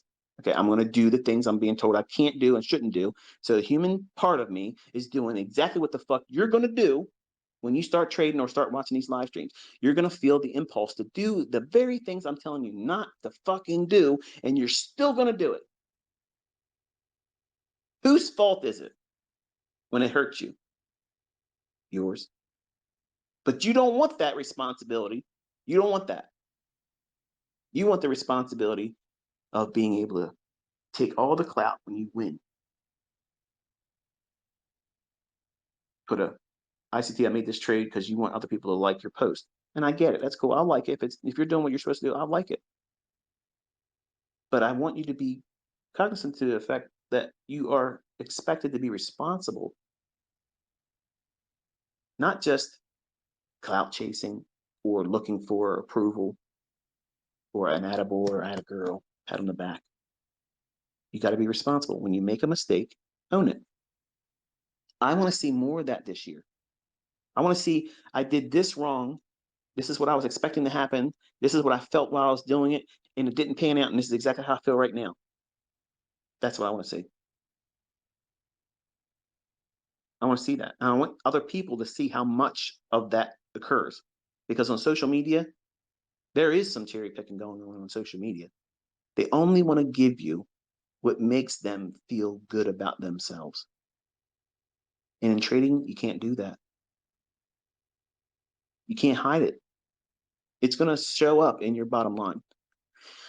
Your equity curve is going to give a storyline. And that storyline isn't always a love story. Sometimes it's a fucking tragedy. Sometimes it's a horror fucking story. And sometimes it's a fucking sequel. Many times over. And it becomes a fucking enterprise of blown account after blown account until the trader learns that these are things that shouldn't be repeated.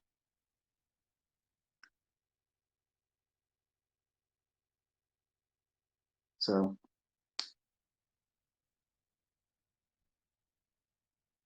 I want to make sure that we have beat this to death.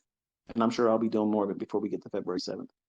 I don't want the folks like the young man that sent me the tweet the other day saying he's got his account ready to follow me live. The fact that you even mentioned that you have your account ready,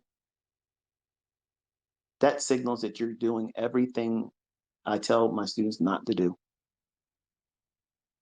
You shouldn't even have a paper trading account linked to TradingView while you're watching me,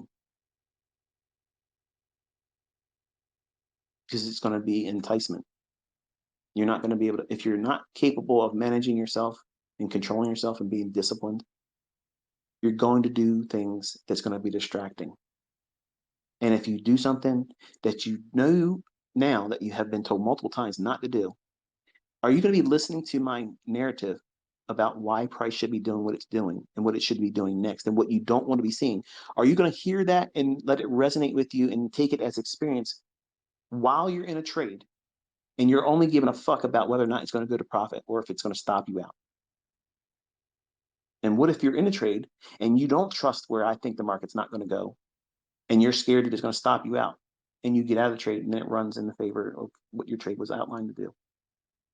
Who are you going to blame then? You're going to be mad. And you missed the entire point of the lecture over live charts. You missed it. And even watching it in hindsight won't allow you to retain it because you're going to be bitter about what the fuck you were doing goofing around.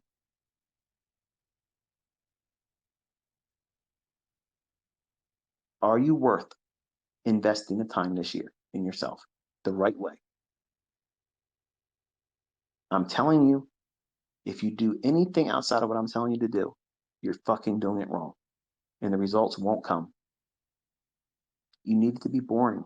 You need it to be just observing one thing. Each day we're watching price and seeing how it moves and gyrates. And you'll get comfortable with seeing how it does this certain thing over and over and over again. It repeats these certain signatures that over and over again happens.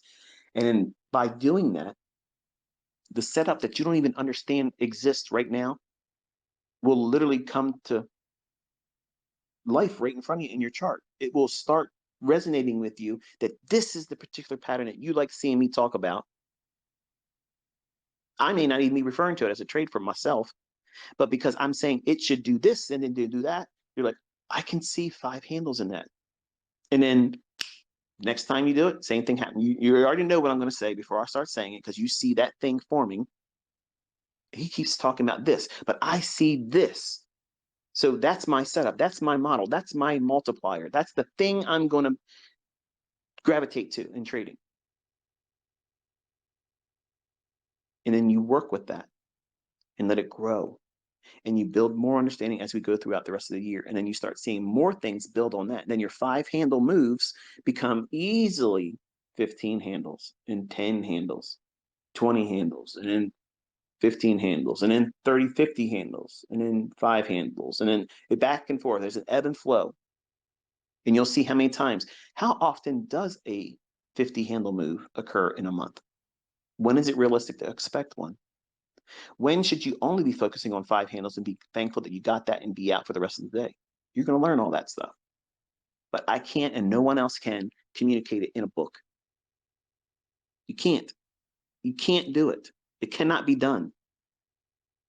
Trust me, if people were able to do it and they could encapsulate it inside of a book, it'd be out there everywhere and everybody would be copying it like they're doing me now.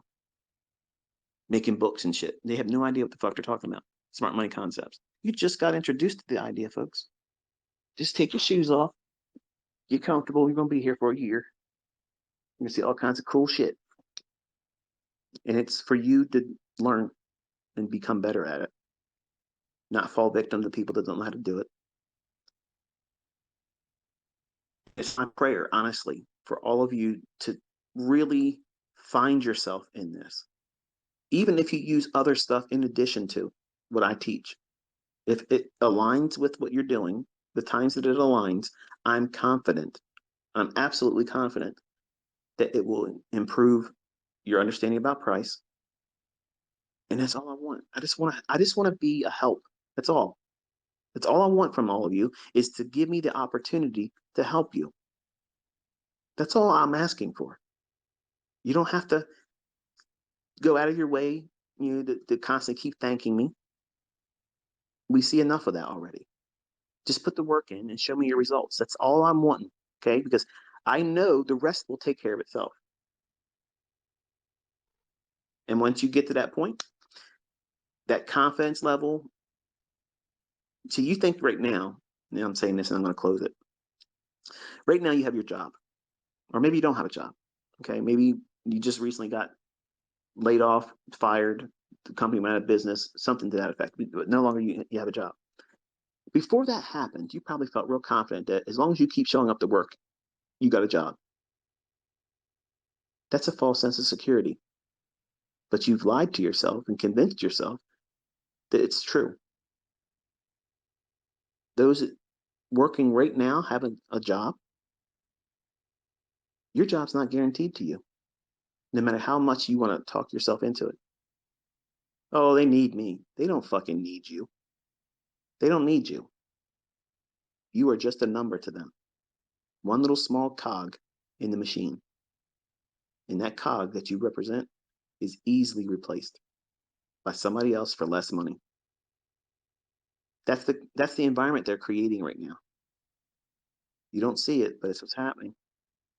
You're gonna see a lot of people losing their jobs, and folks that are in college right now.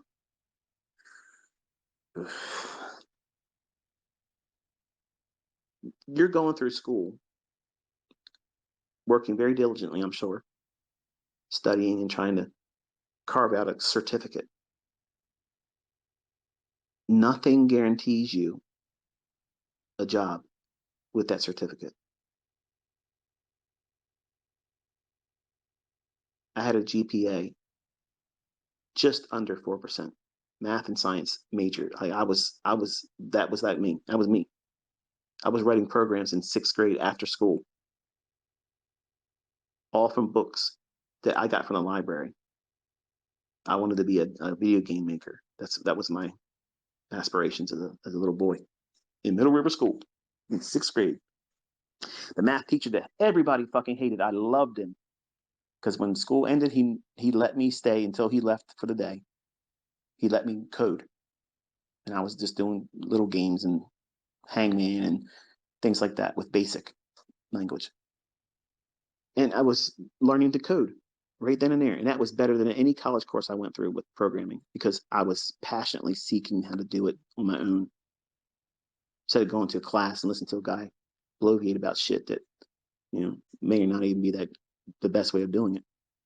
But you're following a process. You paid for these credits. You're going to the class, whether it be online or in person, and you're expecting to fulfill this GPA to pass it, and then you get your certificate, and that certificate means fuck all. But well done. You wasted time and money investing in something like everybody else does in every other pursuit, unless you secure the job. Now, if you get the job and you love your job and you make really good money, then you are a success. But what happens, and I'm just posing this as an argument here, what happens if you work really hard to get through that college and you get your certificate and you get a high GPA and you get hired at the job you're trying to go after and you make the money, maybe even more than you were hoping to make. But then you find out you fucking hate it. Do you have a plan B for that? Most people don't. A lot of people go through college, work very hard, do very well, get into the career they thought they wanted to do. When they get in it, they don't like it. Do you have an alternative? Because that's a lot of time and money to be investing in and not knowing for certain. Versus a skill set like this that can be a complement to anything that you're doing in life. Another stream of income that will help maybe replace whatever mistake you made as a career pursuit or fulfill something that you failed in, because some of you dropped out of college. Some of you failed in college. There's room for all of you here. All of you have a place at this table. And you can come from all different walks of life. Impoverished nations, well-to-do.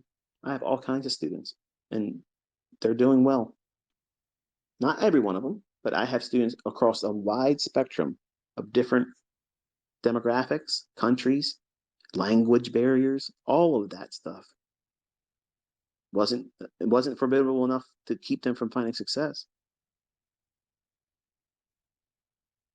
So you have no excuse this year. None. Not a valid one, at least. Are you going to show up every day? Are you going to dismiss anybody and anything that would be a distraction to you learning? My advice to you, and I mean this sincerely, don't talk about it. Okay? This is Fight Club. You ever seen the movie Fight Club? First rule of Fight Club: we don't talk about Fight Club. That's the first rule. That means you can't hear someone else's asinine opinion about what you're doing and learning unless you invite them in the conversation. They're not going to tell you what you want to hear. They have no idea what the fuck you're doing. And if you try to explain to them, they're not going to understand. They're going to think you're fucking crazy. First rule of Fight Club: we don't talk about Fight Club. That means your friends at work, you work with them. That's it. You don't make them partners in your endeavor on learning how to trade. You're not taking them out of the fucking job when you start making money, right? So why the fuck are you bringing them along right now? You want them to feel like you're getting ready to make some changes, man. You're making some fucking waves, and you're riding that motherfucker out on your surfboard and leaving them behind. And you want them to know about it before it even starts. Don't. When they come to work and you ain't there no more, then they'll know. Send them a fucking card 3 weeks later. I'm on the beach. Fuck off. See you. Your family.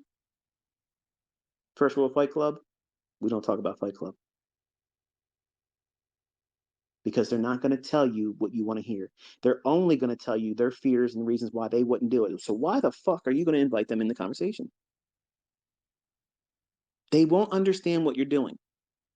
You barely do. So why are you allowing anybody else outside of what you're trying to learn to influence you? Because they're going to influence you. Why? Because you love them. That's normal. I did the same thing. And not one of my family members, not fucking one of them, said, you know what, Michael, you fucking deserve that shit. If anybody's going to do it, boy, you are going to do it. You're going to fucking be the trailblazer. You're the fucking one. Not one of them even gave me a fucking encouragement. Oh, like, I hope you do well. All of them said,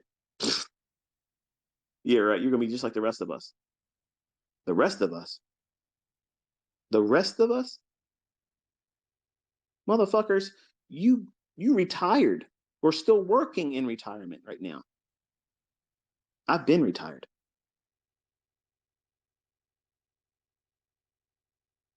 Every one of my family members has money owed on their fucking homes if they own one. I have family members in my wife's side that are all broke. And I've tried helping them. I've put them in homes. I've put them in vehicles. I've given them money, and they still shit the fucking bed and blow themselves out. Some people you can't help. You can't help everybody in your family. And you think, I'm going to tell my friends because I love them. They're my boys. They're my girls. It's my clique. It's my people. It's my tribe. It's my circle. I'm looking out for them. I'm going to tell them what I'm doing. That's what multi-level marketing capitalizes on, the tendency for humans to want to do that. I'm telling you, don't. See a difference in the way I'm teaching? I'm upside down to everything else because this is what works. Fuck the bullshit. Your friends are going to want to learn what you're doing once you arrive. Then you'll have experience. Then you can probably tell them better. Right now, it's a pipe dream to you and them until you really do it. Stop making your fucking business somebody else's business to run. Mind your own fucking business. And don't let nobody else run your fucking business. They ain't going to run it like it needs to be ran.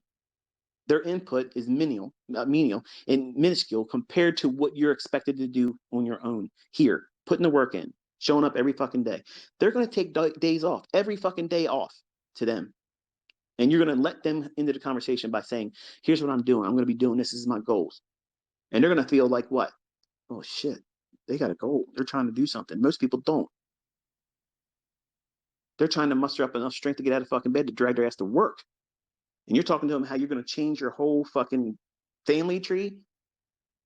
You're changing the whole trajectory of your finances going forward, supercharging it for all of your siblings and offspring behind you once you arrive. Nobody wants to hear that, especially when they have no resolutions in their own life. Consider your friends right now. Who among your friends are successful? Chances are you probably don't have many friends that are successful. Most people don't. I didn't. I was the one. I was the one that grew up out of all that bullshit. And I tried my ass off to bring them with me. I had just barely enough, sometimes not enough, to keep myself going, let alone encourage them when they felt the adversities.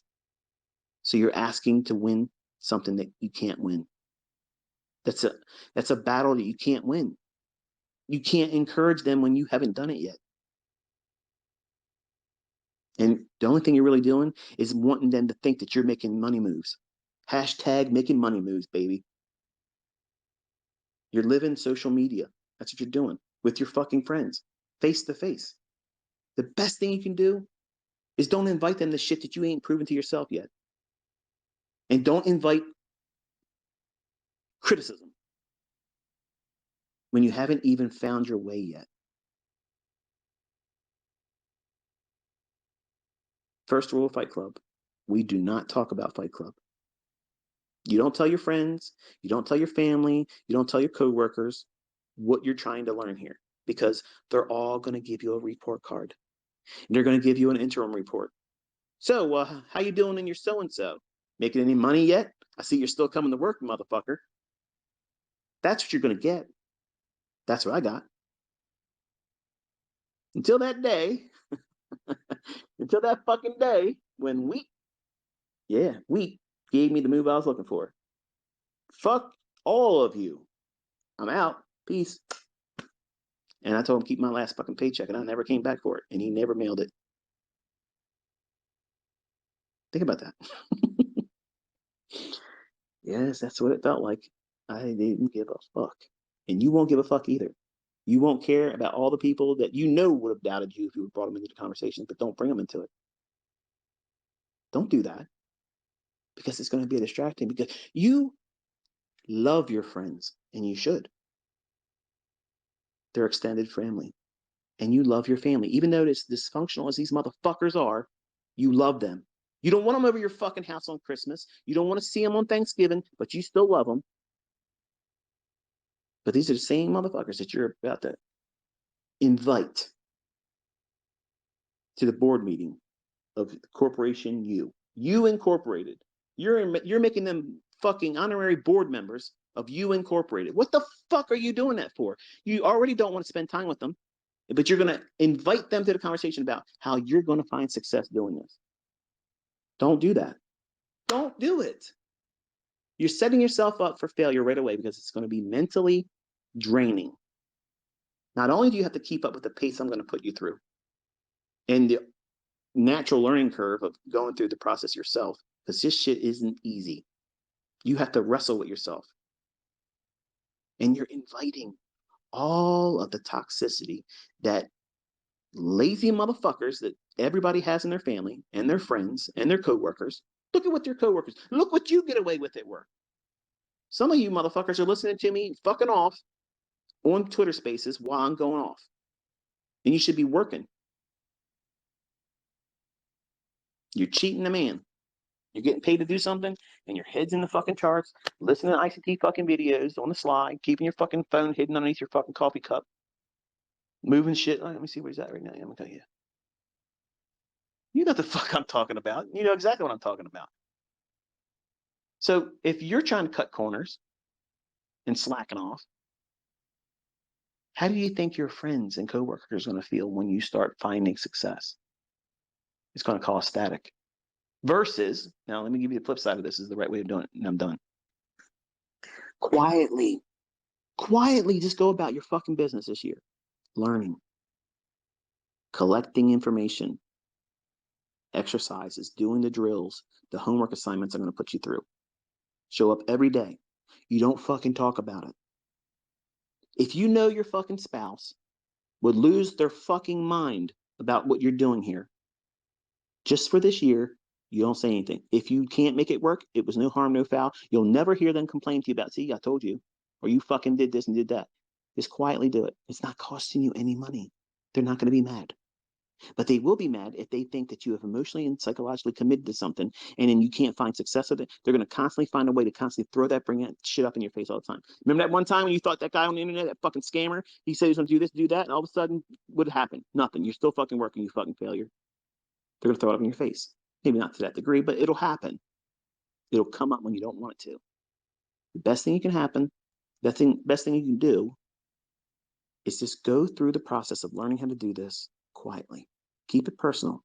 Your business is your business. You're at the helm. Don't make no waves, don't be no waves. No static unless you make it. And how you get static? You got to rub up against something. Friends and neighbors, co-workers. Keep this part away from everybody. Guard it. It's a seed right now. A small little seed. You can choke that seed. You don't want that to happen. Let it germinate. Let it do what it needs. Let it take some roots. And then when that bitch starts growing and producing fruit, you ain't going to need to talk about it. They're going to see it. You're going to be doing shit differently. And when they find it in their heart to ask you, hey, what are you doing differently? There's something peculiar about the way you're living your life now. What was the changes that made you do what you're doing here? You look like you're finding success. And what the fuck's going on? You stopped coming to work, man. Where you been? Then guess what? You're equipped to talk about it. And you have been there. And you can say, yeah, this is the way I learned it. And this is what the guy said I should have done. And he was right. And the other people that aren't going to listen to this, they want their girlfriends to be a part of it. Mm-mm. Nope. A divided mind. Nope. Can't have it. Because you're all going to do things differently. You're going to see a buy. They're going to see a sell. Wait a minute. What makes you? And you're going to get animosity like it was with my uncle when I tried to teach him what I was learning. I'm not sure if you heard that. That's my oldest son in the house. He's playing Xbox Live. He must have killed somebody. The point is, keep the focus on you. Do not invite other people to be able to provide you a commentary or give their opinion about why you're doing what you're doing, why it should be done differently, or why it's a waste of time. You taste it yourself.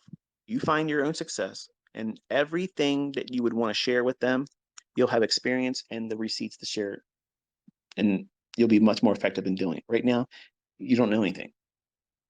You don't have any way of encouraging them except for the upside that's possibly there, but you don't know because you haven't done it yet. And you don't want to be that friend that got somebody involved in meme stocks like these people on Reddit did. How many people you think had static in their friendships now after, hey, look, we're all in this Reddit group and this and that, and we're all going to make money because we're going to beat the hedge fund managers. Well, they're all fucking broke now. Hedge fund managers still there, but all those people on Reddit are regretting life right now. So don't invite toxicity.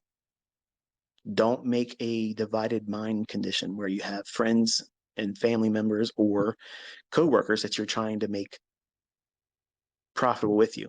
Because I even did that with my uncle who knew about trading and was able to make money by luck and sugar. Made some money, bought a condominium down in Ocean Shore. Ocean City, Eastern Shore of Maryland, which was an accomplishment back then. But he couldn't find, he still can't. And I'm going to be honest with you, he's miserable. He retired from Verizon, got a buyout from Verizon, would spend an hour and a half one way driving down to Virginia from Maryland. Okay. It was more on his house than he has ever owed. And the house was $80,000 back in the 80s. And he owes more than that now in the hundreds of thousands of dollars in debt, retired.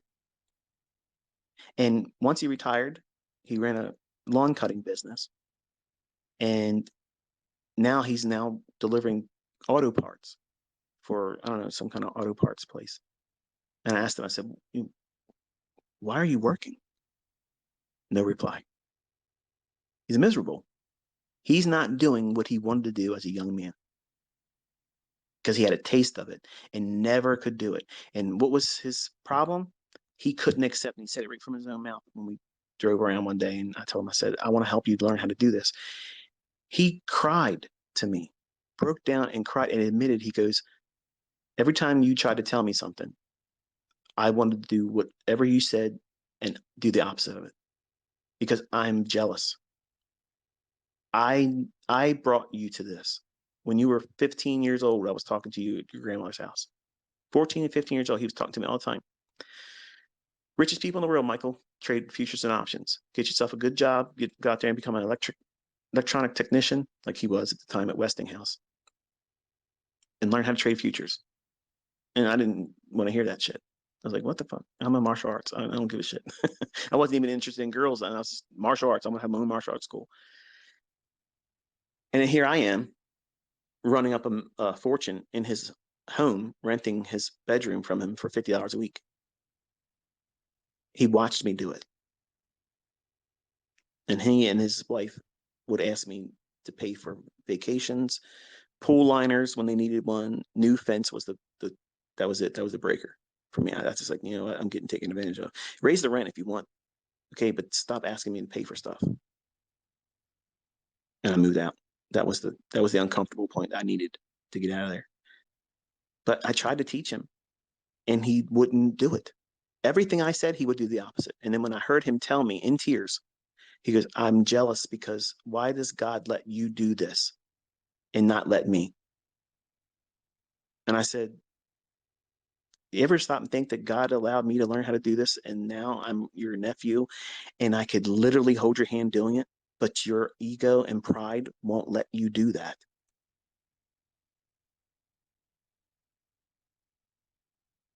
Family members and friends aren't easy targets to save and change from their present state. You can't fix them. They want to fix themselves or they won't fix themselves. And my uncle was a perfect description of someone that's in denial. They don't want to learn from someone that knows how to do it because they have personal conflicts that they're wrestling with. Here I am. I'm sitting right there in front of him. I'm telling him, I'm buying this right now, Uncle Stan. Call your broker and do the same order right now. What does he do? He fades it and goes the other fucking direction and then loses his fucking money, and he's stomping around the fucking house, throwing shit around the house. And I'm like, what's wrong? You can get the target? Are you still holding it? No, I don't talk about it. And later on, he's pissed off smoking cigarettes, and he's not a smoker. I'm like, what the fuck are you smoking cigarettes for? I just started. What? Something's wrong. Something's wrong. You start smoking, you're middle aged, okay? And I'm like, okay. I'm not gonna say nothing. He goes, where'd you get out at in Bonds? Uh, 15 minutes before it close. You went long. I sold short today. I said, what'd you do? Put it in the wrong order? He goes, no, I went short. I know. I know. I don't want to talk about it. Well, apparently you do. You fucking brought it up. Okay, I'm walking away from you. You're bringing it up. And everything he did in his account, he showed it to me. Everything was fading me. Does that sound like someone that is trying to do the right thing or trying to compete with their nephew? It's competition. So friends and family and coworkers are going to do what? It's going to invite that same social media arm wrestling match. I'm better than you. You're better than me. Oh, I hate you. You got more influence over more people than I do. I'm jealous of you. Fuck that. That does not make you money. And you can't fix your friends and family and coworkers. You can't. You don't know what you're doing yet.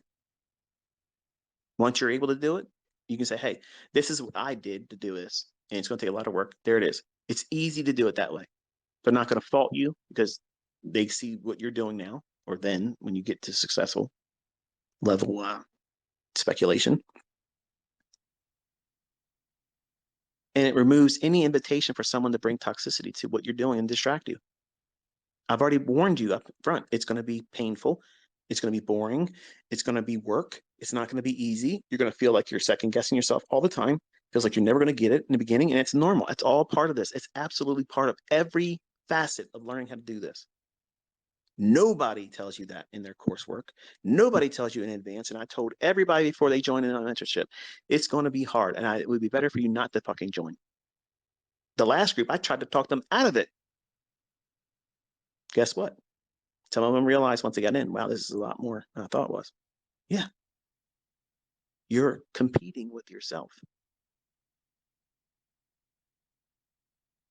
And look how formidable you are when you want shit your way. You're just like me. They name roads after you, one way. And if you're used to doing it your way, and your way is counterintuitive and counterproductive to how I'm telling you the proper way of learning how to do this is, this wrestling match is going to go on a long time.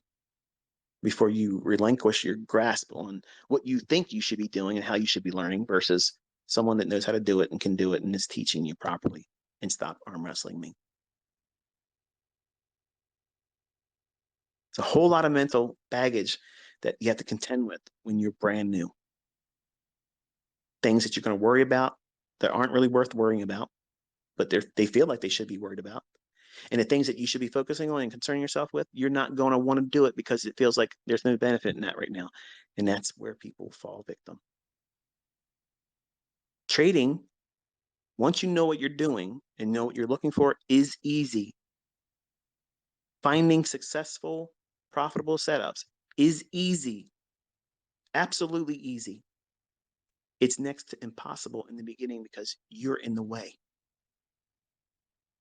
You want to be taught this way, this style. You want me to put my videos up by this time of the day. All of that is going to be a conflict internally for you. And you have to adjust and adapt, just like you'll have to do as a speculator. The markets aren't going to deliver a setup every single day like you want it to. You might go in with a bias that's bullish and it gives you a clear reversal. You know, if you try to do what you're trying to do at the beginning of the day, now it's going to result in a loss. Are you going to take the reversal? Some of you will be, nope, I'm never going to do that. And that's going to close my charts. And guess what? That's wisdom. Others are going to be more flexible and say, you know what? This is what I was expecting. It's not there. It's obviously going to go lower. I'm changing gears. I'm adapting. I'm going in there. No problem. Guess what? Does it make you a better trader? This means that you know yourself better than the next person.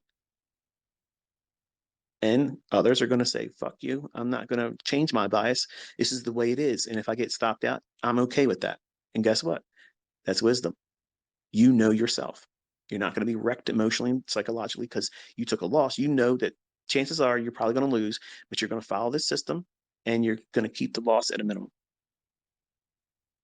Okay. All three of them are right. All three of them have different results. All three of them are comfortable with the results. See a difference there? Versus it has to be the best outcome all the time or it's unacceptable. That's what new traders like me, when I first started, that's what I thought was realistic, and it's not. Books and teachers and gurus have a tendency, and I am guilty of this too. If you just watch a few of my videos at certain points, it sounds like it's a sugar fest. Like it's just easy, go out there and pluck the dollar bills off the tree and it's going to be a cakewalk for everybody.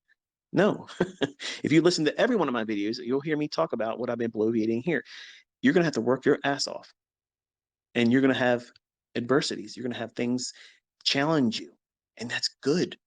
You want that because when you go through those moments and you press through and you can still find consistency, you're never going to be fearful of going into drawdown. It isn't going to be a factor for you to want to quit. And you need that because there's going to be lots of things that's going to make you want to quit. The easiest way for you not to want to quit is don't trade with live money until you know exactly what you're doing. Because everybody quits when they start trading with an account with real money before they should. Everybody quits that. Everybody does.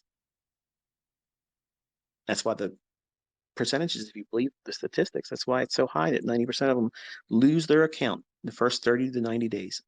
That statistical probability that is always going to shine through on a trader that has no model, no respect of risk, that goes in there and just keeps on buying, over leveraging, adding more contracts, even when they're in drawdown.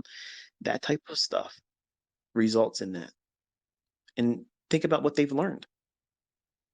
The books say all the same shit. Sure, they might say control your losses and reduce risk and have a stop loss, but they don't teach you how to wrestle with it. That's what I'm telling you in all these boring parts of these videos or in these spaces. This is the stuff that you need. You need this. You need this more than you need an entry pattern. You need this more than you need to know how to know when a fair value gap is going to stay open. You're making mountains out of anthills.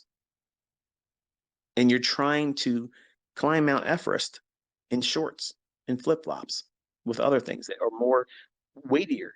Like you're avoiding the things that I'm telling you that this is the stuff. This is the stuff that's not in books. This is the stuff that you're going to have to wrestle with, and it's going to be the catalyst for you to quit. How do you endure it? How do you identify as this is normal? I just got to keep doing what I'm doing. Don't do the foolish things, and I will get the results I'm looking for. It won't be a straight line from start to finish to success. You're going to have this ebb and flow, up and down, peaks and troughs.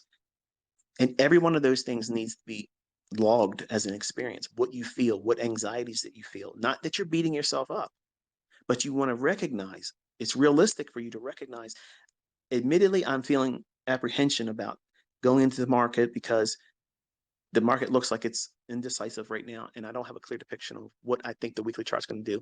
But if I have to make a decision, I would side on the market going higher. And this is why.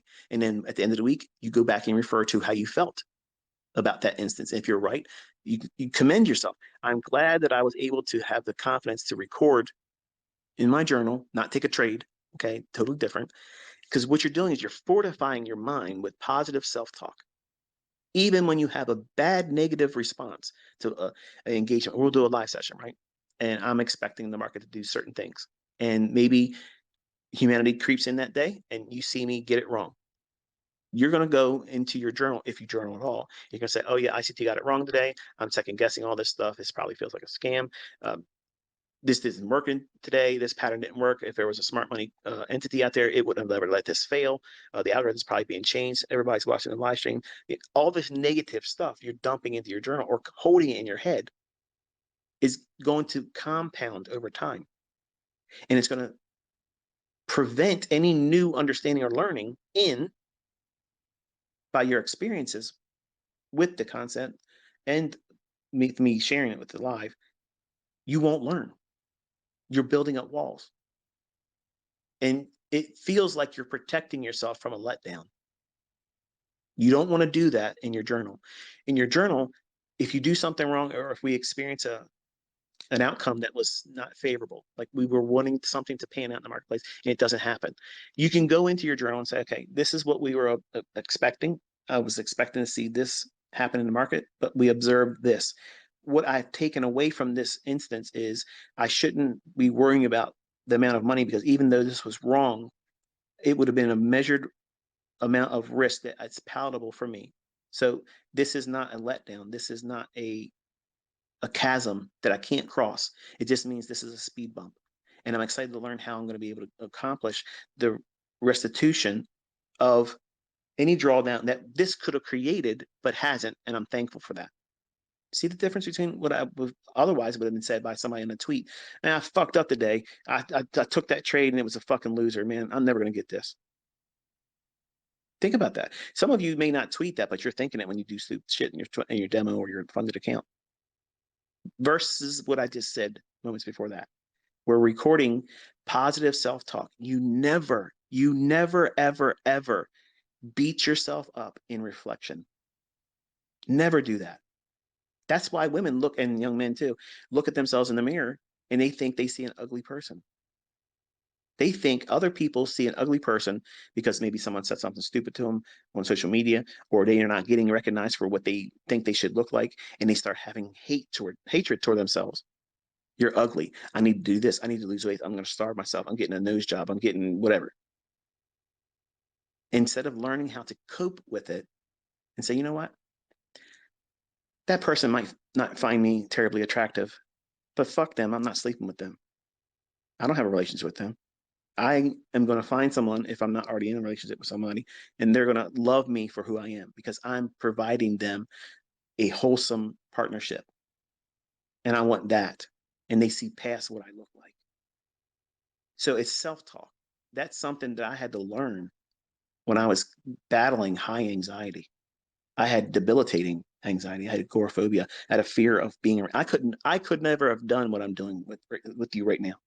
I don't know how many people are listening or even staying with me this long, but I would never be able to do what you see me do today. I would be too concerned about the opinions of other people because of who I am. You know, the way I was raised, I was brought up, and I have deep scars that were childhood based, not trade based, not performance based. Okay, but they're childhood scars.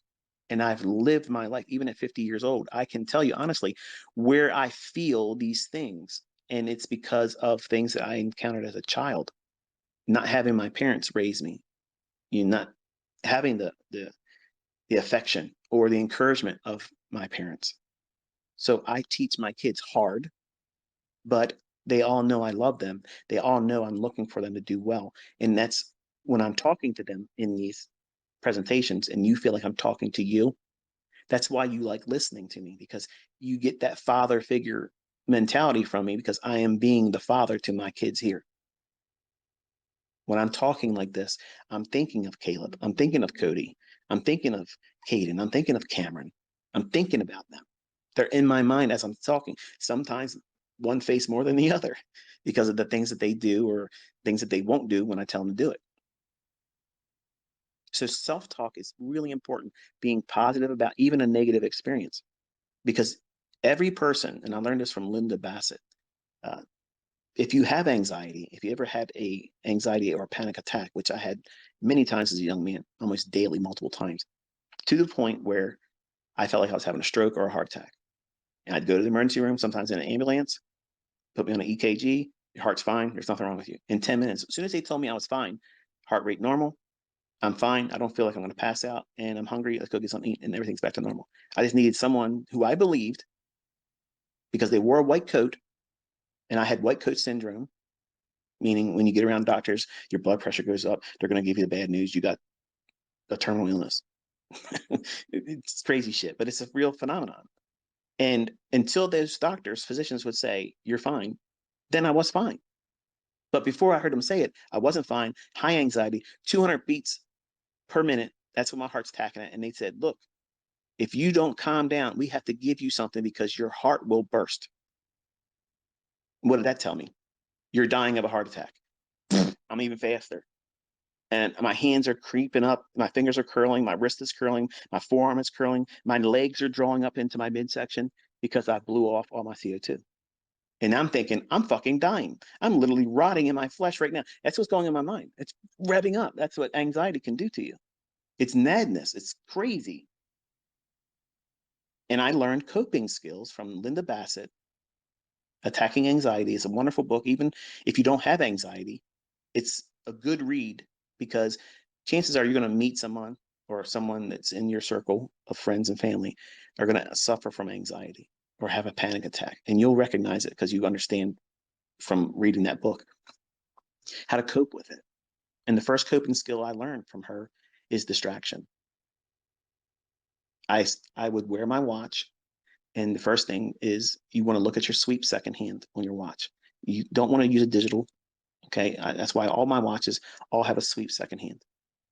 No matter what watch brand, I have to have a sweep second hand, because it just gives me a sense of security, knowing that if I'm in a place, I'm out in public, and like when I was waiting for my son to have his surgery on Friday, that's why I was quiet on Twitter. That's why there was no trades taken on Twitter Spaces and like that. He had his surgery, probably like the 80th surgery on his throat since he was a little one, and I didn't have anxiety going in, but when they told me his surgery was supposed to have ended by 10:30, they didn't come out to get me in the waiting room. And here it is. It's 11 o'clock, and now it's 11:10, and I don't see his number updated on the screen. It says he goes from surgery to post-op recovery. So he's still under anesthesia in my mind, which they didn't update the thing, and they didn't know I didn't bring my cell phone, which is also why I didn't tweet yesterday, because I didn't bring my cell phone. Otherwise, I've been tweeting like a storm, distracting myself. But then I started having a little bit of anxiety. I'm like, I hope everything's okay. But you can't go back there because of COVID bullshit that doesn't exist anymore. You can go around other people. Okay. People are going around other people all the time. We're wearing masks, for fuck's sake. So if my loved one is back there, let me go back there. But they don't let you do that in John Hopkins down there. They're just real, like, it's tight as a bull's ass in there. You can't do this. You can't do that. You can't go here. You can't go there. And I'm waiting in the lobby, waiting. So I was like, okay, I'm feeling anxious. I look at my sweep second hand on my watch, and I do exactly what I learned from Linda Bassett. You literally count the seconds. Every time that sweep second hand goes to one more second interval and it ticks around the face of the clock, you're saying the number and counting it.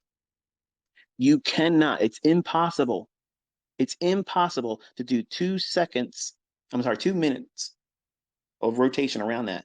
If you're counting out loud, either whisper or with your lips, looking and watching that sweet second hand, whatever scary thing or negative thought that you were thinking that you were making yourself scared and anxious about, in 2 minutes, it goes away. You have to distract yourself from that negative thought. Every panic attack, every anxious moment, every feeling of rage starts with a moment of a thought or a response to something. So as soon as you feel that, if you're in a bad trade, okay, and you feel like you're going to get stopped out and you're just worrying about, but you're not going to fucking close the trade, look at your second hand on your watch. You should have a watch. I don't care if it's a fucking Casio. I don't give a shit. Sweep second hand on a watch. And you literally distract yourself from watching the chart. Look at your sweep second hand on your clock, on your wristwatch. Wherever it starts, as soon as you look at it, it's okay. Now count. 1 second interval. 1, 2, 3, 4. You're watching the watch. You're seeing it tick. You're anticipating it subconsciously, it ticking forward, and you're saying the number. There's no fucking way that you can worry about that stop loss now. You're distracted. Whatever negative thought, whatever fearful thing is causing you to be panicked, you're having an anxiety moment. Dismiss yourself if you're at work or if you're around other people. Dismiss yourself. Go to a bathroom, go to a stall, go to outside or whatever. My thing was I had to come home. Whenever I was out in public, I had a public attack of panic and anxiety. My safe spot was home. No matter where I was, I had to go home. When I got home and I still had panic attacks, I found out that my world was shrinking. Then I had to go to my bedroom. And I had to be in this chair, in this bedroom to feel safe. And then when I had anxiety attacks there, I'm like, where the fuck can I go now? It was debilitating. And I didn't want to be around other people because I was afraid they were going to say something that was going to trigger me. And it was all around that 9/11 bullshit. That's when I was having anxiety. It wasn't trade related. It was all terrorist and they're going to get you type shit. That's why I don't give a fuck about it now. No, I don't give a shit. They could drop a bomb on my house. I don't give a fuck. Instant death, instant glory. I ain't worried about it. But the way you tackle your mental baggage and fear and anxiety is you have to, number one, first distract yourself. And if you're looking at a sweep second hand on a watch for 2 rotations, that's 2 minutes. Whatever negative feeling that's causing you to release adrenaline, you're a Ferrari with the shifter, the transmission in neutral. The Ferrari's running, and you have the gas pedal all the way to the floor, but you're not in gear. That's what you're creating. You're creating a fight or flight scenario. If you're watching the market and you're having anxiety, you need to turn yourself away from the chart. Commit to the trade, but turn yourself away from the chart and look at something else. If you don't want to use a watch, you look at something in your room or far off and you describe it in detail, its shape, its color, how far away it is, how heavy it might be. And you do that for 2 minutes. There's no fucking way you can stay in panic. You can't. Your mind can only focus on one thing at a time. All the time, it only focuses on one thing. So if you replace the negative, fearful inducing thoughts or negative feelings about something, you can't panic. So what's happening is you're turning off the pump that's putting out adrenaline. And then what happens is if you don't do this, the adrenaline that's being pushed into your body that you can't burn off because you're that Ferrari in neutral with the gas pedal floored and it's revving up really, really high, you're ready to go, but you're staying still, fight or flight, and you're doing nothing. You're sitting still in panic. You're in that trade fearful that it's going to stop you out. You're fearful that it's going to go another direction, but you already have your stop loss. You have your target. Commit to it. Turn yourself away from the chart. Look at something else, distract yourself just for 2 minutes. The adrenaline will stop. You won't release cortisol, which cortisol puts you in full fucking, I got to go to the emergency room. Like that's when you'll start feeling body sensations, tingling. Your face will tingle, your arm will tingle, your hands will tingle. Okay. That's because you're not doing anything to burn off the chemicals that your body's producing. So that way you can overcome a fearful, maybe you need to fight something bigger than, stronger than you. Your body was designed and created by the creator to give you that oomph, that nitrous oxide kick to make it across the finish line, hopefully alive and still keeping your ass intact. But you're doing what? You're sitting still, thinking negative shit. pumping and pumping and pumping, and all of a sudden you start feeling like you can't breathe when you can breathe. So you distract yourself, take your mind off of the negative thought, and you count the second sweep hand around. The first minute around, you're just concentrating on the numbers. The second pass, where you start counting, you count times that you're breathing, and you want to focus on relaxed breathing. In 2 minutes, every panic attack goes away. There's no panic that can exist in that, none. Because the cycle is, you have a negative thought or a fearful thought. Boom, it starts. You got an adrenaline dump. And then all of a sudden you start worrying about that fearful thing. What if I get stopped out? What if someone says I'm a terrible trader? What if my wife comes in and feels like I've made a bad trade and she's going to ask me where I'm at, and I'm in a trade that I haven't made money in today? All these fearful things start revving up. More adrenaline pumps, and you're not doing anything. You're sitting still. You have to distract yourself and slow your breathing. Take yourself away from the negative thought. Positive self-talk is what you replace once you feel like you know that you're having a panic attack. In the beginning, you won't know that. You just feel like you're dying. You feel like you're having a heart attack. You feel like you're having a stroke. You're going to die of cancer all in 5 seconds. That's what it feels like. You feel like you're dying. Blackness is encompassing you. Like it's a scary feeling. But once you identify what it is and how it's starting,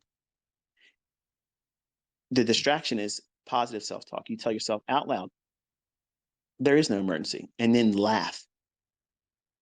When you laugh, your body's releasing endorphins. Endorphins are counterproductive anti-reaction to adrenaline and cortisol.